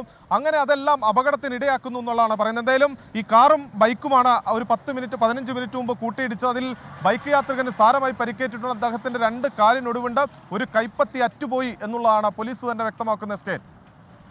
Okay, thank you. സൂരജ് സജിയാണ് വിവരങ്ങൾ നൽകിയത്. സങ്കടകരമായ കാര്യം, തൃപ്രയാർ രാവിലെ 5 പേരുടെ മരണത്തിനുണ്ടാക്കിയ അപകടത്തിന് ശേഷം ഇന്ന് വീണ്ടും അപകടം ഉണ്ടായി എന്നുള്ളതാണ്. ഇനി നമുക്കൊരു കുഞ്ഞ് ഇടവേള വേണം. മറക്കണ്ട, തിരുട്ട് ഗ്രാമത്തിലേക്കുള്ള നമ്മുടെ യാത്ര 9:30 തന്നെ നമ്മൾ സംപ്രേഷണം ചെയ്യും. ആരൊക്കെയാണ് ഈ തിരുട്ട് ഗ്രാമത്തിലേക്ക് പോയത് എന്നൊക്കെ ആളുകൾ ചോദിക്കുന്നുണ്ട്. അതൊക്കെ പരമരഹസ്യമല്ലേ? നമ്മൾ വെളിപ്പെടുത്തിയാൽ ഇവരുടെയൊക്കെ സുരക്ഷാ അപകടത്തിലാകില്ലേ? ബംഗളൂരുവിലെ അപ്പാർട്ട്മെൻറ്റ് കൊലപാതകം ആസൂത്രിതമെന്ന് പോലീസ് പറയുന്നു. മായ ഗൊഗോയിയുടെ മൃതദേഹം ഉപേക്ഷിക്കാൻ കൊണ്ടുവന്ന ചാക്കും കയറും മുറിയിൽ നിന്ന് കണ്ടെത്തി. അപ്പോൾ ഈ വാർത്തയുടെ വിശദാംശങ്ങളിലേക്ക് ഇടവേളയ്ക്ക് ശേഷം നമുക്ക് വരാൻ കഴിയും. പിൻസിയുടെ ഒരു യൂട്യൂബ് സന്ദേശം ഞാനൊരു തമാശയ്ക്ക് വേണ്ടി വായിക്കുകയാണ്. വീടിൻ്റെ അപ്പുറത്തെ സൗണ്ട് രാത്രി കേട്ടു, പട്ടികൾ ഒച്ച വെച്ചു, കുരച്ചു. രാവിലെയാണ് 3 മണിക്ക് സംഭവം. ഗൂർഖ നൈറ്റ് വിസിലടി അടിച്ചു. ഒന്നും കണ്ടില്ല. എല്ലാവരും കുറുവാ സംഘം എന്ന് പറഞ്ഞ് പേടിച്ചു എന്നാണ് പറയുന്നത്. നിങ്ങൾ ചുമ്മാ ആരെങ്കിലും വഴിയെ പോയാൽ ഉടനെ കുറുവാ എന്ന് പറഞ്ഞു കളയരുത്. ഈ കുറുവാ സംഘത്തിന് ചില പ്രത്യേകതകളൊക്കെ ഉണ്ട്. അത് നമ്മൾ അല്പം കഴിഞ്ഞാൽ ഒരു 9 മിനിറ്റ് കൂടെ കഴിയുമ്പോൾ നിങ്ങൾക്ക് വേണ്ടി നമ്മൾ സംപ്രേഷണം ചെയ്യും. മാത്രമല്ല അടുത്ത 4 ദിവസങ്ങൾ എല്ലാ ദിവസവും രാത്രി 9:30 മണിക്ക് കുറുവാ സംഘത്തെ തേടിയുള്ളൊരു യാത്രയുടെ കഥ പ്രേക്ഷകരോട് നമ്മൾ പറയും. ഈ കുറുവ എങ്ങനെയാണ് ഇവിടെ വരാൻ കാരണമായത്, എങ്ങനെയാണ് അവരെ ഡീൽ ചെയ്യേണ്ടത് എന്നുള്ള കാര്യം കൂടി 5-ാം ദിവസം നമുക്ക് ചർച്ച ചെയ്യാം സംയുക്തമായിട്ട്. ഇനി ബംഗളൂരുവിലെ അപ്പാർട്ട്മെന്റ് കൊലപാതകം ആസൂത്രിതമെന്ന് പോലീസ്. മായ ഗൊഗോയിയുടെ മൃതദേഹം ഉപേക്ഷിക്കാൻ കൊണ്ടുവന്ന ചാക്കും കയറും മുറിയിൽ നിന്ന് കണ്ടെടുത്തു. യുവതിക്കൊപ്പം ഉണ്ടായിരുന്ന കണ്ണൂർ സ്വദേശി ആരവിന് വേണ്ടിയുള്ള തെരച്ചിൽ പോലീസ് ശക്തമാക്കി. ആരവിൻ്റെ കണ്ണൂരിലെ വീട്ടിലും ബന്ധുവീട്ടിലും പോലീസ് പരിശോധന നടത്തി. അരുൺ പൂപ്പറമ്പ ബംഗളൂരിൽ നിന്ന് തത്സമയം ചേരുന്നു. അരുൺ, ഈ അപ്പാർട്ട്മെന്റ് കൊലപാതകത്തിന് ഒരു മലയാളി പേരുണ്ടോ?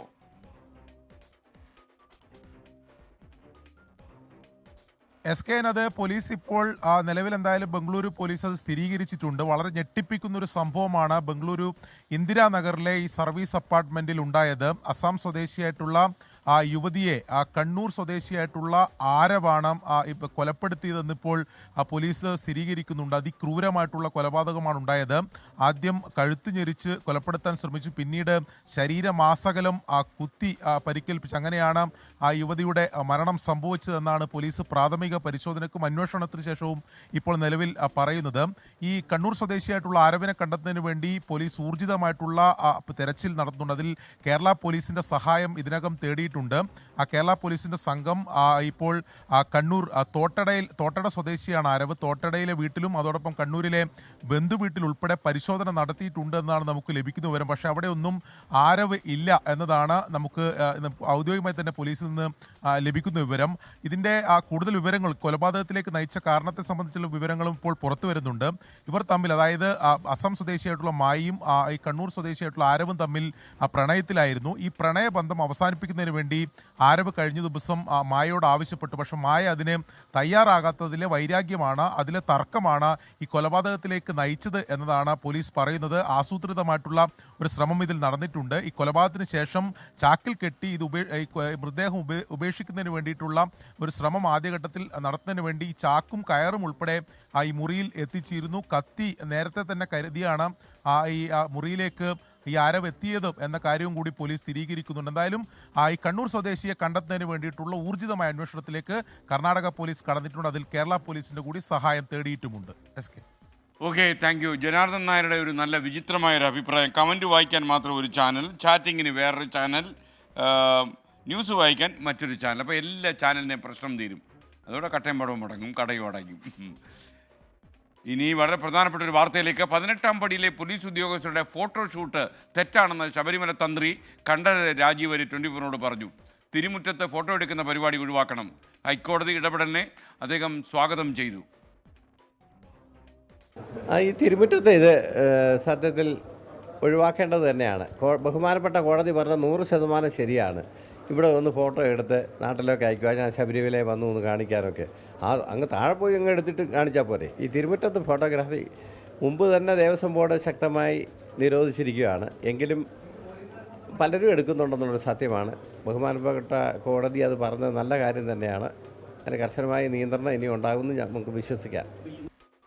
ശബരിമല സന്നിധാനത്ത് നിന്ന് MG പ്രതീഷ് തത്സമയം ചേരുന്നു. പ്രതീഷ്, യഥാർത്ഥത്തിൽ ഏത് സാഹചര്യത്തിലാണ് പോലീസ് ഇത്തരം ചിത്രങ്ങൾ അവിടെ സന്നിധാനത്ത് നിന്ന് എടുത്തത്?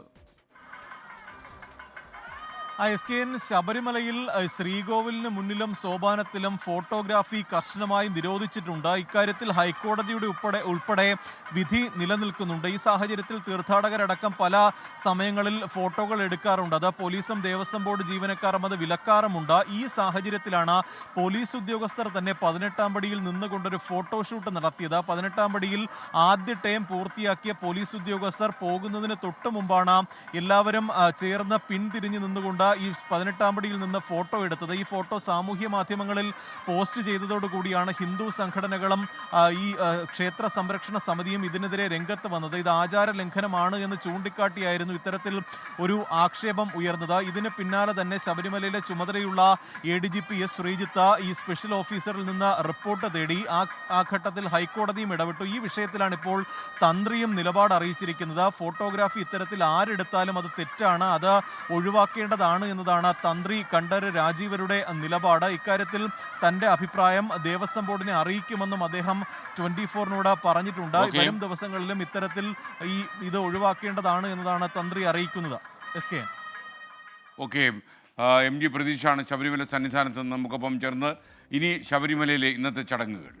സൈക്കിൾ പ്യൂർ അഗർബത്തി ശരണം സന്നിധാനം സമർപ്പിക്കുന്നത് അഗർബത്തി എന്നാൽ സൈക്കിൾ.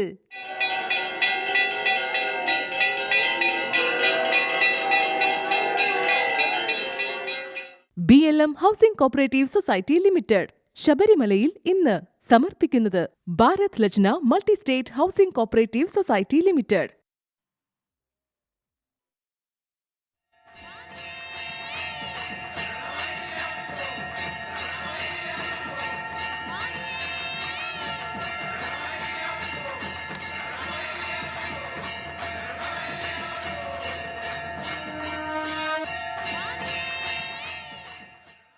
കേരളത്തിൽ ഭീതി വിതച്ച കുറുവ സംഘത്തിനെ തേടി 24-ന്റെ അന്വേഷണ പരമ്പര ഇപ്പോൾ ആരംഭിക്കുകയാണ്. പോലീസിന് പോലും കടന്നുചെല്ലാൻ മടിയുള്ള ഭീതി നിറഞ്ഞ തമിഴ്നാട്ടിലെ തിരുട്ട് ഗ്രാമങ്ങളിലൂടെ ഞങ്ങളുടെ പ്രതിനിധികൾ എസ് ശ്യാംകുമാറും വിഷ്ണു സുരേഷും നടത്തിയ ജീവൻ പണയം വെച്ചുള്ളൊരു യാത്രയുടെ കഥയാണിത്. ഇന്നു മുതൽ ആ റിപ്പോർട്ടുകൾ നിങ്ങളുടെ മുന്നിലേക്ക്. നിഗൂഢതകളുടെ തിരുട്ട് ഗ്രാമം.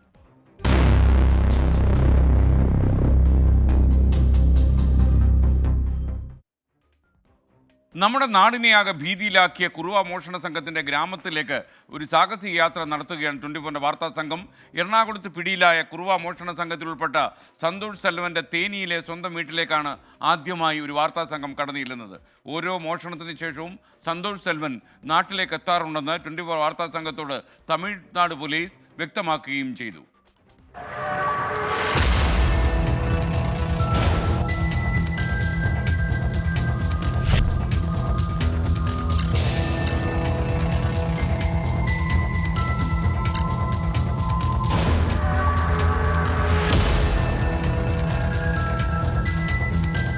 കുറുവ സംഘത്തിൽപ്പെട്ട സന്തോഷ് കേരളത്തിൽ അറസ്റ്റിലായതിനു പിന്നാലെയാണ് സന്തോഷിന്റെ ജന്മനാടായ തേനിയിലെ കാമാച്ചിപുരത്തേക്ക് 24 സംഘം യാത്ര തിരിച്ചത്.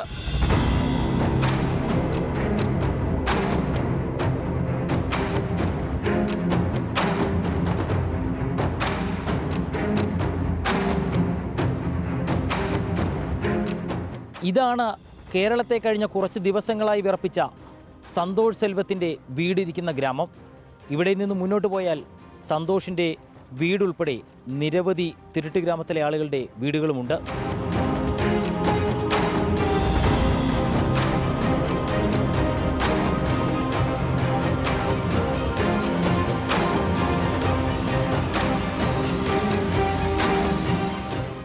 പുറത്തുനിന്നൊരാൾക്ക് അത്ര വേഗം കടന്നു വരാൻ പറ്റാത്ത ഉൾനാടൻ ഗ്രാമം. അപരിചിതനെന്നുറപ്പിച്ചു കഴിഞ്ഞാൽ ഗ്രാമത്തിന്റെ ഓരോ പോയിന്റിലും ചോദ്യങ്ങൾ നേരിടേണ്ടി വരും. ഉത്തരത്തിൽ പന്തികേട് തോന്നിയാൽ മുന്നോട്ടുള്ള പോക്ക് അസാധ്യമാകും. സന്തോഷിന്റെ വീടിന്റെ അഡ്രസ് മാത്രമായിരുന്നു ഗ്രാമത്തിലേക്ക് കടക്കാനുള്ള ഞങ്ങളുടെ ഏക പിടിവള്ളി. ആ മാർഗം ഉപയോഗിച്ചാണ് ഗ്രാമത്തിലെ ഒരാളുടെ സഹായത്തോടെ ഞങ്ങൾക്ക് പ്രവേശനം ലഭിച്ചത്. സന്തനമാരിയമ്മൻ കാവൽ നിൽക്കുന്ന ഗ്രാമം. ഓരോ മോഷണത്തിനും സന്തോഷ് ഇവിടെ നിന്ന് പുറപ്പെടുന്നത് ഈ ക്ഷേത്രത്തിലെത്തി അനുവാദം വാങ്ങിയാണ്. തിരികെ ഗ്രാമത്തിലെത്തി മോഷണ വിവരങ്ങൾ ആദ്യം പറയുന്നതും സന്തനമാരിയമ്മനോട് മാത്രം. അതുകൊണ്ടാണ് കേരള പോലീസ് എത്ര ചോദിച്ചിട്ടും സന്തോഷിന്റെ വായിൽ നിന്ന് കൂട്ടത്തിലൊരാളുടെ പേരോ മോഷണ വിവരങ്ങളോ പുറത്തു വരാത്തത്. കേരളത്തിൽ നിന്നും മറ്റ് സംസ്ഥാനങ്ങളിൽ നിന്നും മോഷ്ടിച്ചു കൊണ്ടുവരുന്ന പണം ഉപയോഗിച്ചാണ് ഈ ഗ്രാമത്തിലും മോഷ്ടാക്കൾ വീടുകൾ കെട്ടിപ്പൊക്കിയിരിക്കുന്നത്. 3 വീടുകളാണ് സന്തോഷിന് ഇവിടെയുള്ളത്.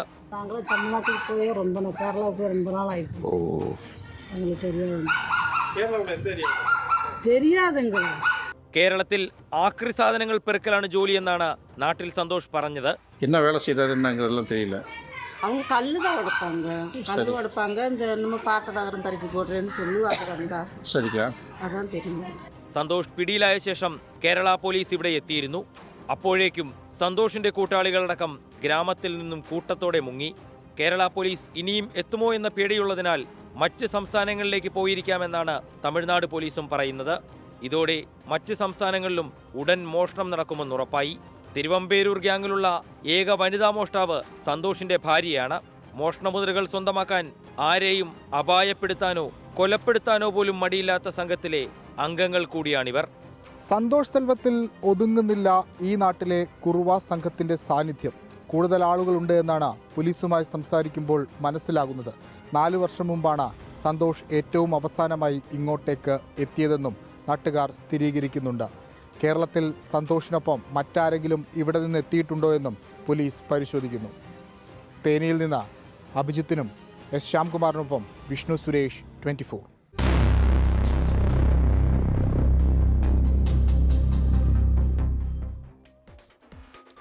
തേനിയിലെ കാമാച്ചിപുരത്താണ് ഈ സന്തോഷ് സെൽവന്റെ വീട്.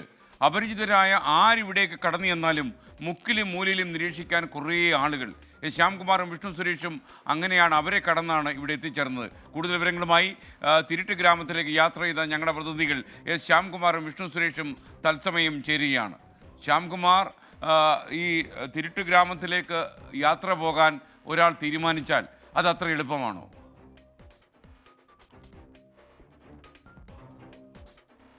ഒരിക്കലും എളുപ്പമല്ല എന്ന് മാത്രമല്ല, അങ്ങനെ ഒരു ആഗ്രഹമുണ്ടെങ്കിൽ നമ്മൾ അതിനെ നിരുത്സാഹപ്പെടുത്തുകയും വേണം. കാരണം അങ്ങോട്ട് പോകുന്നത് ഒട്ടും എളുപ്പമല്ല എന്ന് മാത്രമല്ല, അവിടെ പ്രവേശനം കിട്ടില്ല. അതിൻ്റെ അപ്പുറത്തേക്ക് നമ്മളെ സ്വയം അപകടത്തിലേക്ക് പോകുന്ന ഒരു പോക്ക് കൂടിയാണത്. അത് വളരെ സൂക്ഷിച്ചും കണ്ടും പോയില്ലെങ്കിൽ ഒരുപക്ഷെ പോയ പോലെ തിരികെ വരാൻ പറ്റില്ല എന്നുള്ളതാണ് ഏറ്റവും പ്രധാനപ്പെട്ട കാര്യം. നമ്മളവിടെ ചെന്ന് തമിഴ്നാട് പോലീസുമായി സംസാരിക്കുമ്പോൾ അവരൊക്കെ നിരുത്സാഹപ്പെടുത്തുകയാണ് ചെയ്തത്. അത് ഏറ്റവും അപകടകരമായ സ്ഥലമാണ്, അങ്ങോട്ട് പോകരുത് എന്നുള്ളത്. ഇവിടെ കേരള പോലീസിൻ്റെക്കലും നമ്മൾ പല തരത്തിലുള്ള വിവരങ്ങൾ ചോദിക്കുമ്പോൾ അവരും ഒരു കാരണവശാലും പോകരുത്, പോലീസ് പോലും അങ്ങോട്ട് വളരെ പാടുപെട്ടാണ് പോകുന്നത് എന്നുള്ളൊരു വിവരം പങ്കുവച്ചു. പക്ഷേ നമുക്കവിടെ പ്രാദേശികമായിട്ട് ഒരാളുടെ സഹായം ലഭിച്ചു. അതുകൊണ്ട് മാത്രമാണ് അങ്ങോട്ട് കടന്നു ചെല്ലാൻ സാധിച്ചത്. പക്ഷേ അങ്ങോട്ട് കടന്നു ചെന്നപ്പോൾ തന്നെ എത്ര ചോദ്യങ്ങളാണ് നേരിട്ടതെന്ന് ഞാനും വിഷ്ണു ഓർക്കുകയാണ്. കാരണം ഓരോ സ്ഥലത്തും അവർ നിങ്ങൾ ആരാണ്, നിങ്ങൾ എവിടെ നിന്നാണ്, എന്തിനു വന്നു, അങ്ങനെയുള്ള ഒരുപാട് ചോദ്യങ്ങൾ ഓരോ സ്ഥലത്തും ചോദിക്കും. പുറകെ നമ്മളുടെ ആളുകൾ കൂടും. അങ്ങനെയാണ് നമുക്കവിടെ ചോദിച്ച് സന്തനമാരിയമ്മൻ എന്നുള്ളൊരു അഡ്രസ്സും സന്തോഷിൻ്റെ വീട്ടുപേരുമാണ് ഉണ്ടായിരുന്നത്. പക്ഷേ സന്തോഷിൻ്റെ ചുറ്റുമുള്ള ആ വീടുകളൊക്കെ മോഷ്ടാക്കളുടേതാണ് എന്ന് തമിഴ്നാട് പോലീസ് നമ്മളോട് പറഞ്ഞിരുന്നു. അവിടെ പക്ഷേ സന്തോഷിനെ അറിയില്ല എന്ന് തന്നെയാണ് അവർ പറഞ്ഞത്. പോലീസും ഇത് തന്നെ നമ്മളോട് പറയുകയും ചെയ്തു. പക്ഷേ സന്തോഷിൻ്റെ 3 വീടുകൾ അവിടെ നമ്മൾ കണ്ടു. കേരളത്തിൽ നിന്നും മോഷ്ടിച്ചുകൊണ്ടുപോയ അല്ലെങ്കിൽ ഇന്ത്യയുടെ മറ്റു ഭാഗങ്ങളിൽ മോഷണം നടത്തി സമ്പാദിച്ച പണം ഉപയോഗിച്ചാണ് 3 വലിയ വീടുകൾ അവിടെ സന്തോഷ് കെട്ടിപ്പൊക്കിയിരിക്കുന്നത്. സന്തോഷിൻ്റെ ഭാര്യയും ഇതേ ക്രിമിനൽ സംഘത്തിലെ അംഗമാണ്. അങ്ങനെ വളരെ സാഹസികമായി തന്നെ തേനിയിൽ നമുക്ക് സന്തോഷിൻ്റെ ആ ഗ്രാമത്തിൽ കയറാൻ പറ്റി. പക്ഷേ തിരിച്ചിറങ്ങിയത് ഞങ്ങൾ പേടിച്ചാണ്. വളരെ വേഗം തന്നെ അവിടെ നിന്ന് ഓടി രക്ഷപ്പെടുകയായിരുന്നു. കാരണം പുറകെ ആളുകളുണ്ടായിരുന്നു. അതിന് വേഗത്തിൽ തന്നെ പുറത്തു വന്നു. വാഹനമൊക്കെ പരമാവധി വേഗത്തിൽ ഞങ്ങൾ അവിടെ നിന്ന് മാറുകയും അത്യാവശ്യം വിവരം കിട്ടിയെന്ന് അറിഞ്ഞപ്പോൾ തന്നെ അവിടെ നിന്ന് പോരുകയുമായിരുന്നു. എസ് കെ വിഷ്ണു സുരേഷ് കൂടി നമുക്കൊപ്പം ചേരുന്നു. വിഷ്ണു സുരേഷ്, ഈ തിരുട്ട് ഗ്രാമത്തിൽ എത്തിക്കഴിഞ്ഞാൽ നിങ്ങളെ നിരീക്ഷിക്കാൻ പിറകെ ആൾ കൂടും. എങ്ങനെയാണ് അവരുടെ ഒരു പ്രവർത്തന രീതി, മോഡസ് ഓപ്പറാൻഡി എങ്ങനെയാണ്? കാരണം നമ്മൾ യഥാർത്ഥത്തിൽ റിസ്ക് എടുത്ത് നടത്തിയ ഒരു യാത്രയാണിത്, എനിക്കറിയാം. എന്നിരുന്നാലും മറ്റുള്ള ആൾക്കാർ ഇത് അനുകരിക്കാതിരിക്കട്ടെ. കാരണം ഇത് എന്തിനും മടിക്കാത്ത ഒരു സംഘം ആൾക്കാരാണ് അവിടെ ഉള്ളത്.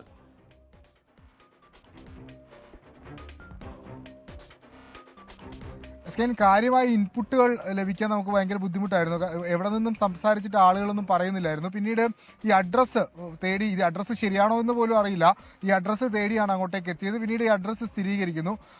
ഈ അമ്പലത്തിനടുത്താണ് വീട് എന്ന് പറഞ്ഞപ്പോൾ തന്നെ ആളുകൾ അങ്ങോട്ടേക്ക് പോകേണ്ടതില്ല, അങ്ങോട്ടേക്ക് പോകുന്ന കുറച്ച് പ്രശ്നമായിരിക്കും. നമുക്ക് ഈ വിവരങ്ങൾ തന്ന ഈ അവിടുത്തെ ഒരു പ്രാദേശിക ആൾ തന്നെ പറഞ്ഞിരുന്നു, അങ്ങോട്ടേക്ക് പോകുന്നത് ഇച്ചിരി പ്രശ്നമായിരിക്കും, പുറത്തുനിന്നുള്ള ആളുകൾ അങ്ങോട്ട് ചെന്നാൽ തന്നെ അവരെ ചോദ്യം ചെയ്യും, അതല്ലെങ്കിൽ അവർക്ക് എന്തെങ്കിലും അസ്വാഭാവികത തോന്നിക്കഴിഞ്ഞാൽ അത് അക്രമത്തിന്റെ രീതിയിലേക്കൊക്കെ മാറുമെന്നവർ പറഞ്ഞിരുന്നു. പിന്നീട് നമ്മൾ വളരെ റിസ്ക് എടുത്താണ് അങ്ങോട്ടേക്ക് പോയത്. ഈ അമ്പലം കണ്ടുപിടിച്ചതോടുകൂടിയാണ് ഈ അഡ്രസ്സ് നമ്മൾ ഉറപ്പിച്ചത് ഇത് തന്നെയാണ് സന്തോഷ് താമസിക്കുന്ന സ്ഥലമെന്ന്. പിന്നീട് അകത്തേക്ക് പോകുന്തോറും ഒരുപാട് പേർ ചോദിച്ചിരുന്നു, എവിടെ നിന്നാണ് നിങ്ങൾ വരുന്നത്, എന്താണ് നിങ്ങളുടെ ആവശ്യം, എന്തിനാണ് നിങ്ങൾ ഇപ്പോൾ ഇങ്ങോട്ടേക്ക് വന്നത് തുടങ്ങി ഒരുപാട് ചോദ്യങ്ങൾ ചോദിച്ചിരുന്നു. അതായത് ഈ ഗ്രാമത്തിന് പുറത്ത് നിന്നുള്ള ഈ ഗ്രാമത്തിലുള്ള എല്ലാ ആളുകളും തമ്മിൽ പരസ്പരം കണക്റ്റഡ് ആണ്. അവർക്ക് എല്ലാവരും തമ്മിൽ അറിയാം, പേരെടുത്തറിയാം, മുഖപരിചയമുണ്ട്. അതിന് പുറത്തു നിന്ന് ആര് വന്നാലും അപ്പോൾ തന്നെ അവർക്ക് കൃത്യമായി മനസ്സിലാകും ഇത് പുറത്തുനിന്നുള്ള ആളാണ്, മറ്റെന്തോ ഉദ്ദേശത്തിന് വന്നാണെന്ന്. അതേപോലെ തന്നെയാണ് നമ്മളോടും അവർ പെരുമാറിയത്. അക്കാര്യങ്ങളൊക്കെ അവർ ചോദിച്ചു. നമ്മൾ പക്ഷേ മറ്റൊരു ആവശ്യത്തിന് വേണ്ടി വന്നു. സന്തോഷിനെ അറിയാം, സന്തോഷിനെ കേരളത്തിലുള്ള പരിചയമുള്ള ആളുകളാണ്, അങ്ങനെ ഒരു വിഷയം അന്വേഷിക്കുന്നതിന് വേണ്ടി എത്തി എന്ന് പറഞ്ഞാണ് നമ്മൾ അവിടുത്തെ തൊട്ടടുത്തുള്ള വീടുകളിലൊക്കെ സംസാരിച്ചത്. അവർ കൃത്യമായി തന്നെ സന്തോഷിന്റെ ഫോട്ടോ ഐഡന്റിഫൈ ചെയ്തിരുന്നു. പിന്നാലെയാണ് അവർ ഇക്കാര്യങ്ങളൊക്കെ പറഞ്ഞത്. സന്തോഷ് ഇവിടെ നിന്ന് ഇടയ്ക്ക് വരാറുണ്ട്, ഇടയ്ക്ക് പോകാറുണ്ട്. ഈ മോഷണത്തിന്റെ കാര്യങ്ങളൊന്നും അവർ കൃത്യമായി വിട്ടു പറഞ്ഞില്ല എങ്കിൽ പോലും അതൊക്കെയാണ് എന്ന് സ്ഥിരീകരിക്കുന്ന വിവരങ്ങൾ അവിടെ നിന്ന് അല്പസമയം സംസാരിച്ചപ്പോൾ മനസ്സിലായി. പോലീസുമായി സംസാരിക്കുമ്പോഴും സമാനമായ വിവരങ്ങൾ തന്നെയാണ് പോലീസ് പങ്കുവച്ചത്.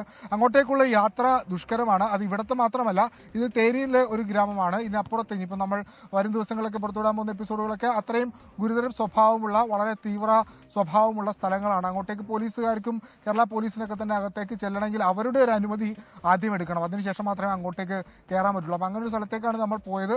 അവിടെ കണ്ട കാഴ്ചകളൊക്കെ ഞെട്ടിപ്പിക്കുന്നതാണ്. ഇപ്പോൾ സന്തോഷിന് തന്നെ കാര്യം ശ്യാമചേട്ടൻ പറഞ്ഞു. അതായത് 3 വീടുകളൊക്കെയാണ് അവിടെ ഉള്ളത്. അപ്പോൾ ഇവിടുന്ന് കൊണ്ടുവന്ന മോഷണം മുതലൊക്കെ വെച്ച് അവർ ആഡംബര ജീവിതം നയിക്കുകയാണ്. എല്ലാ തിരുട്ട് ഗ്രാമങ്ങളിലും ഇങ്ങനെ തന്നെയാണ്, ആഡംബര ജീവിതമാണ് അവർ നയിക്കുന്നത്. അതുമായി ബന്ധപ്പെട്ടുള്ള ശരിക്കും നമ്മൾ ഈ കാമാച്ചിപുരം, തേനിയിലെ കാമാച്ചിപുരത്താണ് ഈ സന്തോഷ് സെൽവത്തിൻ്റെ വീട് നമുക്ക് മനസ്സിലായി. അവിടെ അയാൾക്ക് 3 വീടുണ്ടെന്ന് മനസ്സിലായി. അപ്പോൾ ഈ തിരുട്ട് ഗ്രാമത്തിലും അതുപോലെ ഈ കാമാച്ചിപുരത്തും ഒക്കെ ഉള്ള ആളുകളെല്ലാം തന്നെ ഈ മോഷണം മുതൽ കൊണ്ട് ജീവിച്ചു പോകുന്നവരാണോ, അതോ മാന്യമായിട്ട് ജീവിക്കുന്ന ആളുകളും അവിടെ ആ ഗ്രാമത്തിലുണ്ടോ? SKN, ആ ഗ്രാമത്തിന് 2 ഭാഗങ്ങളുണ്ട്. പക്ഷേ അവിടെ ഭൂരിഭാഗം ആളുകളും വളരെ മാന്യമായി അധ്വാനിച്ച് ജീവിക്കുന്ന ആളുകളാണ്. പക്ഷേ ആ ഗ്രാമത്തിൽ തിരുട്ട് എന്ന് പറയുന്ന അല്ലെങ്കിൽ മോഷണം നടത്തുന്ന ആളുകൾ ഒരു പ്രത്യേക ഭാഗത്ത് കേന്ദ്രീകരിക്കുകയും ചെയ്യുന്നു. അങ്ങോട്ടാണ് ഈ ഗ്രാമത്തിലെ മറ്റുള്ളവരും അങ്ങോട്ടധികം പോകാറില്ല. അവരുമായി വലിയ സമ്പർക്കം പുലർത്താറുമില്ല. നമ്മൾ അങ്ങോട്ട് പോകുമ്പോൾ ആദ്യം നമ്മളെ കണ്ട ആളുകൾ എന്തിന് നിങ്ങൾ അങ്ങോട്ട് പോകുന്നു, അത് അപകടം പിടിച്ചൊരു സ്ഥലമല്ലേ എന്ന് നമ്മളോട് ചോദിച്ചതുപോലും ആ ഒരു കരുതൽ കൊണ്ടായിരിക്കാം. സ്വാഭാവികമായും നമ്മൾക്ക് പക്ഷേ ഈ സന്തോഷം നമ്മളുടെ നാട്ടിൽ വന്ന് വലിയ മോഷണം നടത്തുന്നു, തുടർച്ചയായിട്ട് മോഷണം ആലപ്പുഴ ജില്ലയുടെ വിവിധ ഭാഗങ്ങളിൽ നടത്തുന്നു, പിന്നീട് എറണാകുളത്ത് ഒളിവിൽ താമസിക്കുന്നു. ആ മോഷ്ടിച്ചു കൊണ്ടുപോകുന്ന സ്ഥലത്തൊക്കെ അയാൾ തിരിച്ച് നാട്ടിൽ കൊണ്ടുപോകുന്നു. അങ്ങനെ ചില വിവരങ്ങൾ കിട്ടിയപ്പോൾ ആരാണ് ഇയാൾ, നാട്ടിൽ എങ്ങനെയാണ് എന്നുള്ള ഒരു അറിയാനുള്ള നമ്മളുടെ ഒരു ആകാംക്ഷയാണ് നമ്മളെ അങ്ങോട്ട് എത്തിച്ചത്. പക്ഷേ ആ ആകാംക്ഷ നമ്മളെപ്പോലും ഞെട്ടിക്കുന്നതാണ്. കാരണം ഇവിടെ ചെളി കുഴിച്ച് കിടക്കുന്ന ഒരാൾ അവിടെ 3 വീടുകളുടെ ഉടമയാണ്. അതും 2 നില വീടുകളാണ്, എല്ലാം AC ഒക്കെ ഉള്ള വീടുകൾ. അങ്ങനെ ഇവിടെ നിന്നും മോഷ്ടിക്കുന്നു. ഇവിടെ കേരളത്തിൽ മാത്രമല്ല, തമിഴ്നാട്ടിൽ മാത്രമാണ് അവർ മോഷണം നടത്താത്തത്.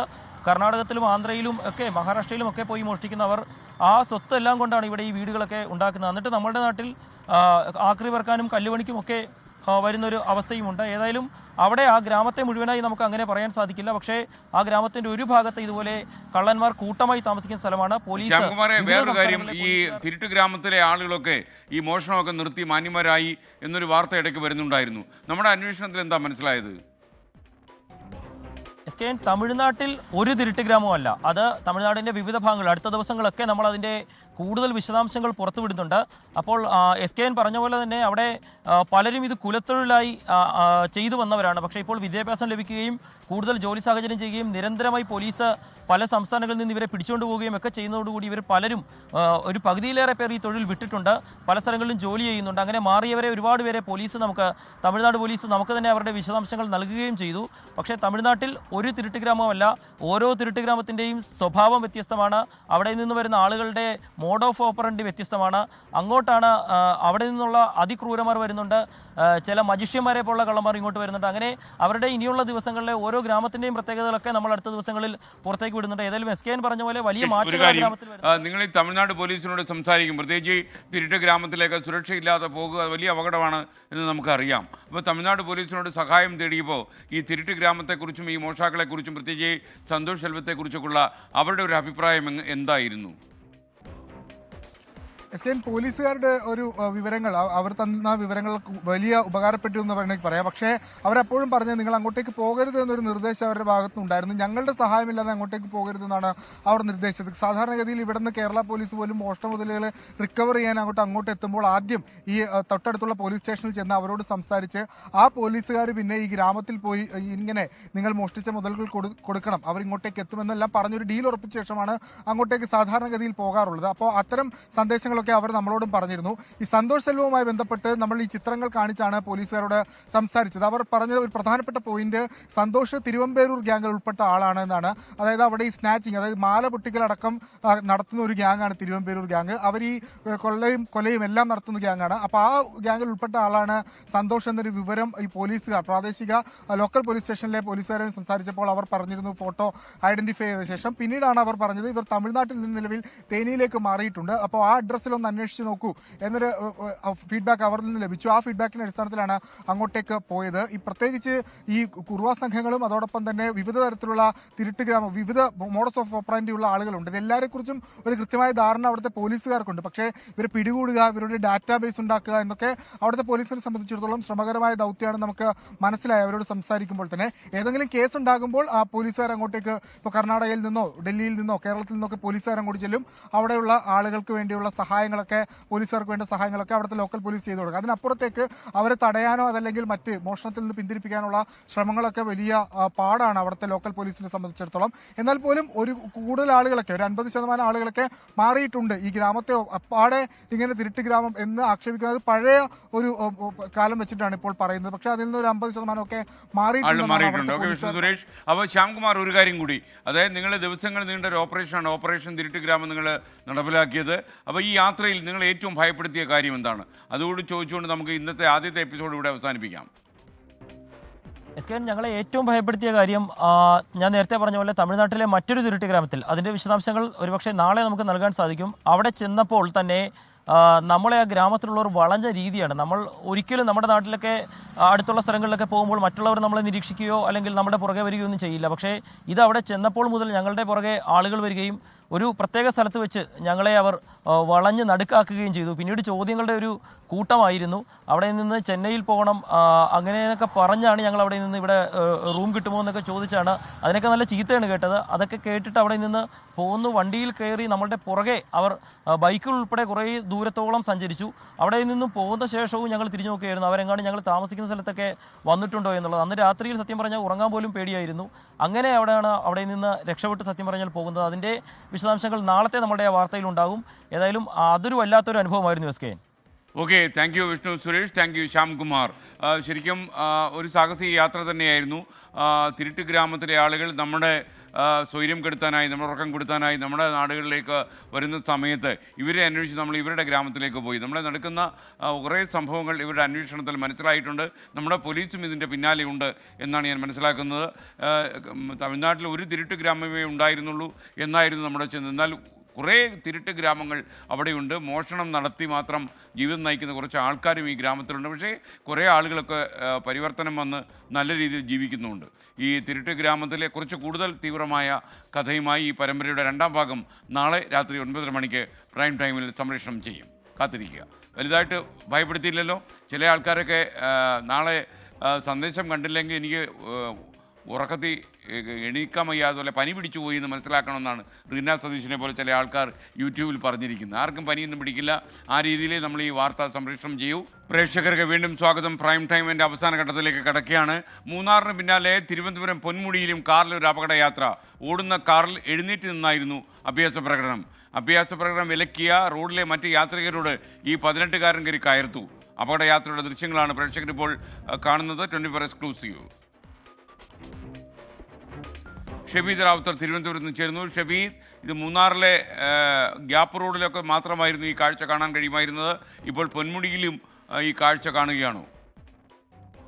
ഈ പൊതുനിരത്തുകളിൽ അപകടമുണ്ടാക്കുന്ന തരത്തിലേക്ക് അഭ്യാസ പ്രകടനം നടത്തുന്ന വാഹനത്തെ പിടിക്കാൻ മോട്ടോർ വാഹന വകുപ്പടക്കം വലിയ നീക്കം നടത്തുകയാണ്. ഇതിനിടെയാണ് മൂന്നാറിന് പിന്നാലെ തിരുവനന്തപുരത്തും അപകടം പതിഞ്ഞിരിക്കുന്ന വഴിയിൽ അഭ്യാസ പ്രകടനങ്ങൾ ഓടുന്ന കാറിൽ നടക്കുന്നത്. ഇന്ന് 3:30 പൊന്മുടിയിലേക്ക് പോകുന്ന വഴിയിൽ കാർ യാത്രികളുടെ അഭ്യാസ പ്രകടനം കണ്ടത്. ഇപ്പോൾ ദൃശ്യങ്ങൾ നമുക്ക് കാണാൻ സാധിക്കും. ഓടുന്ന കാറിൽ എഴുന്നേറ്റ് നിന്നായിരുന്നു അപകടയാത്ര. ഏതാണ്ട് കുറച്ചു ദൂരം ഈ അപകടയാത്ര തുടർന്നു. അഭ്യാസ പ്രകടനം വിലക്കിയ മറ്റ് റോഡ് യാത്രികരോട് ഈ 18-കാരൻ തട്ടിക്കയറുകയും അസഭ്യം വിളിക്കുകയും ചെയ്തു എന്നുള്ളതാണ് ദൃക്സാക്ഷികൾ പറഞ്ഞത്. തൊട്ട് പിന്നാലെ വന്ന വാഹനത്തിൽ വന്ന ആളുകളാണ് ഈ അപകടത്തിന്റെ ദൃശ്യങ്ങൾ അല്ലെങ്കിൽ ഈ അഭ്യാസത്തിന്റെ ദൃശ്യങ്ങൾ പകർത്തിയത്. ഈ ദൃശ്യങ്ങൾ വനം വകുപ്പിന് വിനോദസഞ്ചാരികൾ കൈമാറിയിട്ടുണ്ട്. വിവരം വനം വകുപ്പ് മോട്ടോർ വാഹന വകുപ്പിനെ അറിയിച്ചു. നടപടിയെടുക്കുമെന്ന് മോട്ടോർ വാഹന വകുപ്പ് ഇക്കാര്യത്തിൽ നമ്മളോട് വ്യക്തമാക്കിയിട്ടുണ്ട്. SKN. ഓക്കെ, ഷെബീദ് റാവുത്തറാണ് വിവരങ്ങൾ നൽകിയത്. ആമിനെ ചോദിക്കുന്നു, ഈ തിരുട്ട് ഗ്രാമത്തിൻ്റെ കാര്യം നാളെ രാവിലെ കാണാൻ കാണിച്ചാൽ പോരായിരുന്നോ? ഈ രാത്രിയിലൊക്കെ കാണിച്ച് അപകടം ഉണ്ടാക്കണമെന്നാണ് ചോദിക്കുന്നത്. ആമിനെ അങ്ങനെയൊന്നും പേടിക്കാനില്ല. അങ്ങനെയൊക്കെ പേടിച്ചാൽ നമ്മൾ എവിടെ പോയി പേടിക്കും? ഇനി നാളെ നമ്മൾ ശ്രദ്ധിക്കേണ്ട കാര്യങ്ങളും നാളെ വരാൻ സാധ്യതയുള്ള വാർത്തകളും അറിയിപ്പുകളും അതുപോലെ നിങ്ങൾ നാളെ എടുക്കാൻ സാധ്യതയുള്ള മുന്നൊരുക്കങ്ങളും ഒക്കെ നമ്മളെ പ്രേക്ഷകരെ അറിയിക്കുന്ന കാര്യം കേരളം നാളെ. സംസ്ഥാനത്തെ IT-കളിൽ നാളെ SFIയുടെ പഠിപ്പ് മുടക്കുണ്ട്. IT-കളിലെ പഠന സമയം പുനഃക്രമീകരിക്കുക എന്നാവശ്യപ്പെട്ടാണ് ഈ പഠിപ്പ് മുടക്ക്. കോളേജ് വിദ്യാർത്ഥികൾക്കായി രാജ്യത്ത് ആദ്യമായി തുടങ്ങുന്ന സ്പോർട്സ് ലീഗിൻ്റെ പ്രഖ്യാപനവും ആദ്യ സ്പോർട്സ് ക്ലബ്ബ് ഉദ്ഘാടനവും തിരുവനന്തപുരം യൂണിവേഴ്സിറ്റി കോളേജിൽ നാളെ നടക്കും. സ്പോർട്സ് ലീഗ് പ്രഖ്യാപനം കായിക വകുപ്പ് മന്ത്രി V. അബ്ദുറഹ്മാൻ നടത്തും. പീപ്പിൾസ് ഫൗണ്ടേഷൻ്റെ മുണ്ടക്കൈ ചുരുളമല പുനരധിവാസ പദ്ധതിയുടെ പ്രഖ്യാപനം നാളെയാണ്. 20 കോടി രൂപ ചെലവ് വരുന്ന പദ്ധതികളാണ് വിഭാവനം ചെയ്തിരിക്കുന്നത്. എറൈസ് മേപ്പാടി എന്ന പേരിലാണ് പ്രഖ്യാപനം. ഓച്ചിറ 12 വിളക്ക് മഹോത്സവം നാളെ സമാപിക്കുകയാണ്. വൈകുന്നേരം നടക്കുന്ന പ്രത്യേക ചടങ്ങുകളോടെയാണ് നാളെ സമാപനം.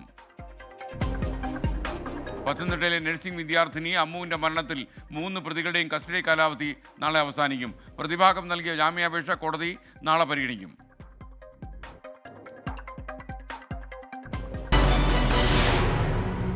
പ്രേക്ഷകർക്ക് വീണ്ടും സ്വാഗതം. പ്രൈം ടൈം അതിൻ്റെ അവസാന ഘട്ടത്തിലേക്ക് കടക്കുകയാണ്. ഈ തിരുട്ട് ഗ്രാമത്തെക്കുറിച്ചുള്ള റിപ്പോർട്ട് വരുന്നു എന്ന് കേട്ടപ്പോൾ TV ഓഫ് ചെയ്തിട്ട് പോയി കിടന്ന കുറച്ച് ആൾക്കാരെ കാണില്ലേ? അവർക്ക് വേണ്ടി നമുക്കൊരു കാര്യം ചെയ്യും. നാളെ ഇത് രാവിലെ ഇന്ന് പുനഃസംപ്രേഷണം ചെയ്യാം. രാവിലെ 7:40 ഞങ്ങളിത് സംപ്രേഷണം ചെയ്യാം. തിരുട്ട് ഗ്രാമത്തിൽ സാഹസികമായി യാത്ര നടത്തിയ വിഷ്ണു സുരേഷിൻ്റെയും ശ്യാംകുമാറിൻ്റെയും കഥ മോർണിംഗ് ഷോയിലും ഉൾപ്പെടുത്താം. ഇതിൻ്റെ രണ്ടാം ഭാഗം, ഈ പരമ്പരയുടെ രണ്ടാം ഭാഗം നാളെ രാത്രി 9:30 മണിക്കായിരിക്കും സംപ്രേഷണം ചെയ്യുക. ഇനി വാൽകൃഷ്ണം.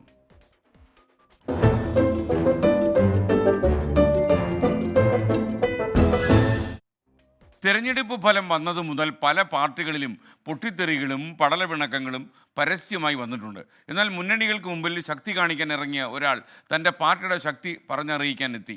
അൻവറിൻ്റെ അവകാശവാദങ്ങൾ എന്തെല്ലാം? അഫ്സലിൻ്റെ വാൽകൃഷ്ണം.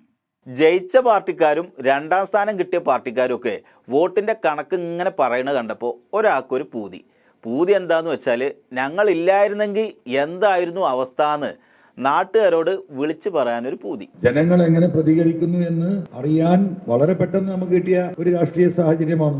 ആ സാഹചര്യം മനസ്സിലാക്കി ചേലക്കരയിൽ സ്ഥാനാർത്ഥിനെ നിർത്തി.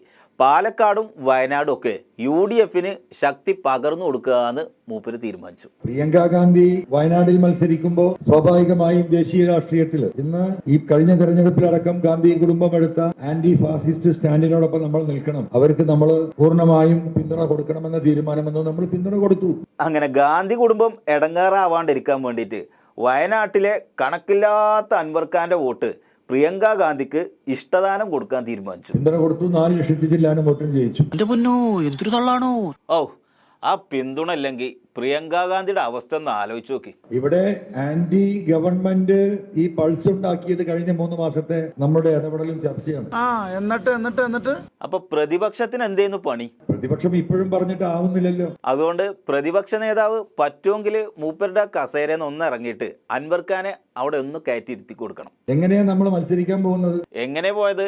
ചേലക്കരക്ക് നിങ്ങളെ വണ്ടിയിലല്ലേ പോയത്? നിങ്ങൾ കേട്ടാൽ അത്ഭുതപ്പെടും. അതെന്ത്, നിങ്ങൾ പറന്നിട്ടാണോ പോയത്? ചേലക്കരയിലെ വാട്സാപ്പ് ഗ്രൂപ്പിൽ നമുക്കുണ്ടായിരുന്നത് 3 പേരാണ്. അതായത് വെറും 3 ആൾക്കാരിലെ ഒരു സ്ഥലത്ത് നിയമസഭയ്ക്ക് ഒരു സ്ഥാനാർത്ഥിനെ നിർത്തിയ അൻവർ ഖാന്റെ ധൈര്യത്തിന് എല്ലാവരും എണീറ്റ് നിന്ന് ഒന്ന് കൈയടിച്ചു കൊടുക്കണമെന്ന്. വെറും 3 പേര് ഒരു വാട്സാപ്പ് ഗ്രൂപ്പിൽ അംഗമായ ഒരു നിയമസഭാ മണ്ഡലത്തിലേക്കാണ് നമ്മൾ രണ്ടും കൽപ്പിച്ച് തെരഞ്ഞെടുപ്പിന് ഇറങ്ങുന്നത്. അവിടുന്ന് 3000 ചില്ലാനം വോട്ടുണ്ടാക്കിയ കഠിനാധ്വാനത്തിന്റെ കഥയാണ് ഇനി പറയാൻ പോകുന്നത്. കൊട്ടം പാറപ്പുറാണ്. അത് കിളച്ച് ഒരു തുള്ളി വെള്ളം എവിടെയെങ്കിലും പൊട്ടുമെന്നാണ് നമ്മൾ നോക്കിയത്. എന്നിട്ട് വെള്ളം കണ്ടോ? നമ്മൾ 5000 വോട്ട് പിടിക്കുക എന്ന ഉദ്ദേശത്തോടു കൂടിയാ പോയത്. ഇതാണ് സത്യം. വിശ്വസിക്കാൻ പറ്റുന്നവർക്ക് വിശ്വസിക്കാൻ സ്വല്പം ബുദ്ധിമുട്ടേ ഉണ്ട്. 5000 വോട്ടിന് വേണ്ടി മത്സരിച്ച അൻവർ ഖാന്റെ പാർട്ടിക്ക് 3000 ചില്ലാനം വോട്ട് കിട്ടി. അതുകൊണ്ട് മൂപ്പരുടെ ലക്ഷ്യം മനസ്സിലാക്കിയിട്ട് നമ്മളിതൊരു ജയമായിട്ട് പ്രഖ്യാപിക്കണമെന്ന്. ഒരു 7,000-8,000 വോട്ടിലേക്ക് നമ്മൾ പോകുന്ന അവസ്ഥ ഉണ്ടായിരുന്നു. വിഡൽസിന്റെ ഉസ്താദാണ്. പക്ഷെ 3000 ചില്ലാനം വോട്ടായപ്പോൾ അൻവർക്ക വോട്ടർമാരോട് കണ്ണിങ്ങനെ ചിമ്മിയിട്ട് ഒരു ആക്ഷൻ കാണിച്ചു കൊടുത്തു. ഇനി മതിയെന്ന് പറഞ്ഞു. നമ്മളുടെ ഒരു സാന്നിധ്യം കൊണ്ട് അവര് വരിഞ്ഞു മുറുക്കപ്പെട്ടു. തള്ളെന്ന് പറഞ്ഞ പെറ്റ തള്ള സൈക്കിൾ. LDF-ഉം UDF-ഉം BJP ഒക്കെ കണ്ണ് തള്ളിപ്പോയിന്ന്. എന്താണ് സംഭവിക്കുന്നതെന്ന് ആർക്കും കണക്കൂട്ടാൻ കഴിയാത്ത കൊലത്തിലേ പല നേതാക്കളും ഇത് കണ്ടിട്ട് ബോധം കെട്ട് വീണുത്രേ. അവിടെയാണ് നമ്മുടെ രാഷ്ട്രീയ പ്രസക്തി, എത്രത്തോളം ആളുകൾ ഇത് സീരിയസ് ആയി കാണുന്നുണ്ട്. ഈ കണക്കിന് നിങ്ങൾ പാലക്കാടും കൂടെ മത്സരിച്ചിരുന്നെങ്കിൽ എന്തായിരുന്നു അവസ്ഥ? നമ്മൾ പാലക്കാട് മത്സരിച്ചാൽ എന്തായിരുന്നു സ്ഥിതി? മിൻഹാജ് ചിലപ്പോ ജയിച്ചിരുന്നുല്ലേ? പാലക്കാട് നമ്മൾ പിന്മാറിയില്ലെങ്കിൽ എന്താ സ്ഥിതി? 3 മുന്നണികളുടെയും അവസ്ഥ ആലോചിക്കുമ്പോ തന്നെ പേടിയാവണം. ഏറ്റവും ചുരുങ്ങിയത് മിൻഹാജ് 10,000 വോട്ട് കൂടി. മിൻഹാജിന് വോട്ട് ചെയ്യാൻ തീരുമാനിച്ച 10,000-കണക്കിന് ആളുകളും അൻവർ ഖാനെ ഫോൺ ചെയ്തു. പിന്മാറിയിട്ട് വിളിച്ചിട്ട് തെറി പറഞ്ഞവരുണ്ട്, കരഞ്ഞവരുണ്ട്. പിന്നെ ചേലക്കരയെന്ന് നമ്മൾ പിന്മാറാണ്ടിരുന്നത് നമ്മളെ കോൺക്രീറ്റ് വോട്ടുകളുടെ കണക്കറിയാനാണ്. 3,920 വോട്ട് എന്ന് പറയുന്നത് അത് നമ്മുടെ കോൺക്രീറ്റ് വോട്ടാണ്. അപ്പോൾ പ്രിയങ്ക ഗാന്ധി വന്ന വഴി മറക്കാതിരിക്കാൻ ഭൂരിപക്ഷം വർദ്ധിപ്പിച്ചതിന് നിലമ്പൂർ വന്ന് അൻവർ ഖാനോട് ഒന്ന് നന്ദി പറയണം. പിന്നെ പാലക്കാട് സ്ഥാനാർത്ഥിനെ പിൻവലിച്ച് UDF-ന്റെ 10,000 വോട്ട് കുറയാതിരിക്കാൻ വേണ്ടി അൻവർക്ക് പരിശ്രമിച്ചതിന് രാഹുൽ മാങ്കൂട്ടത്തിലും ഒന്ന് നന്ദി പറയണം.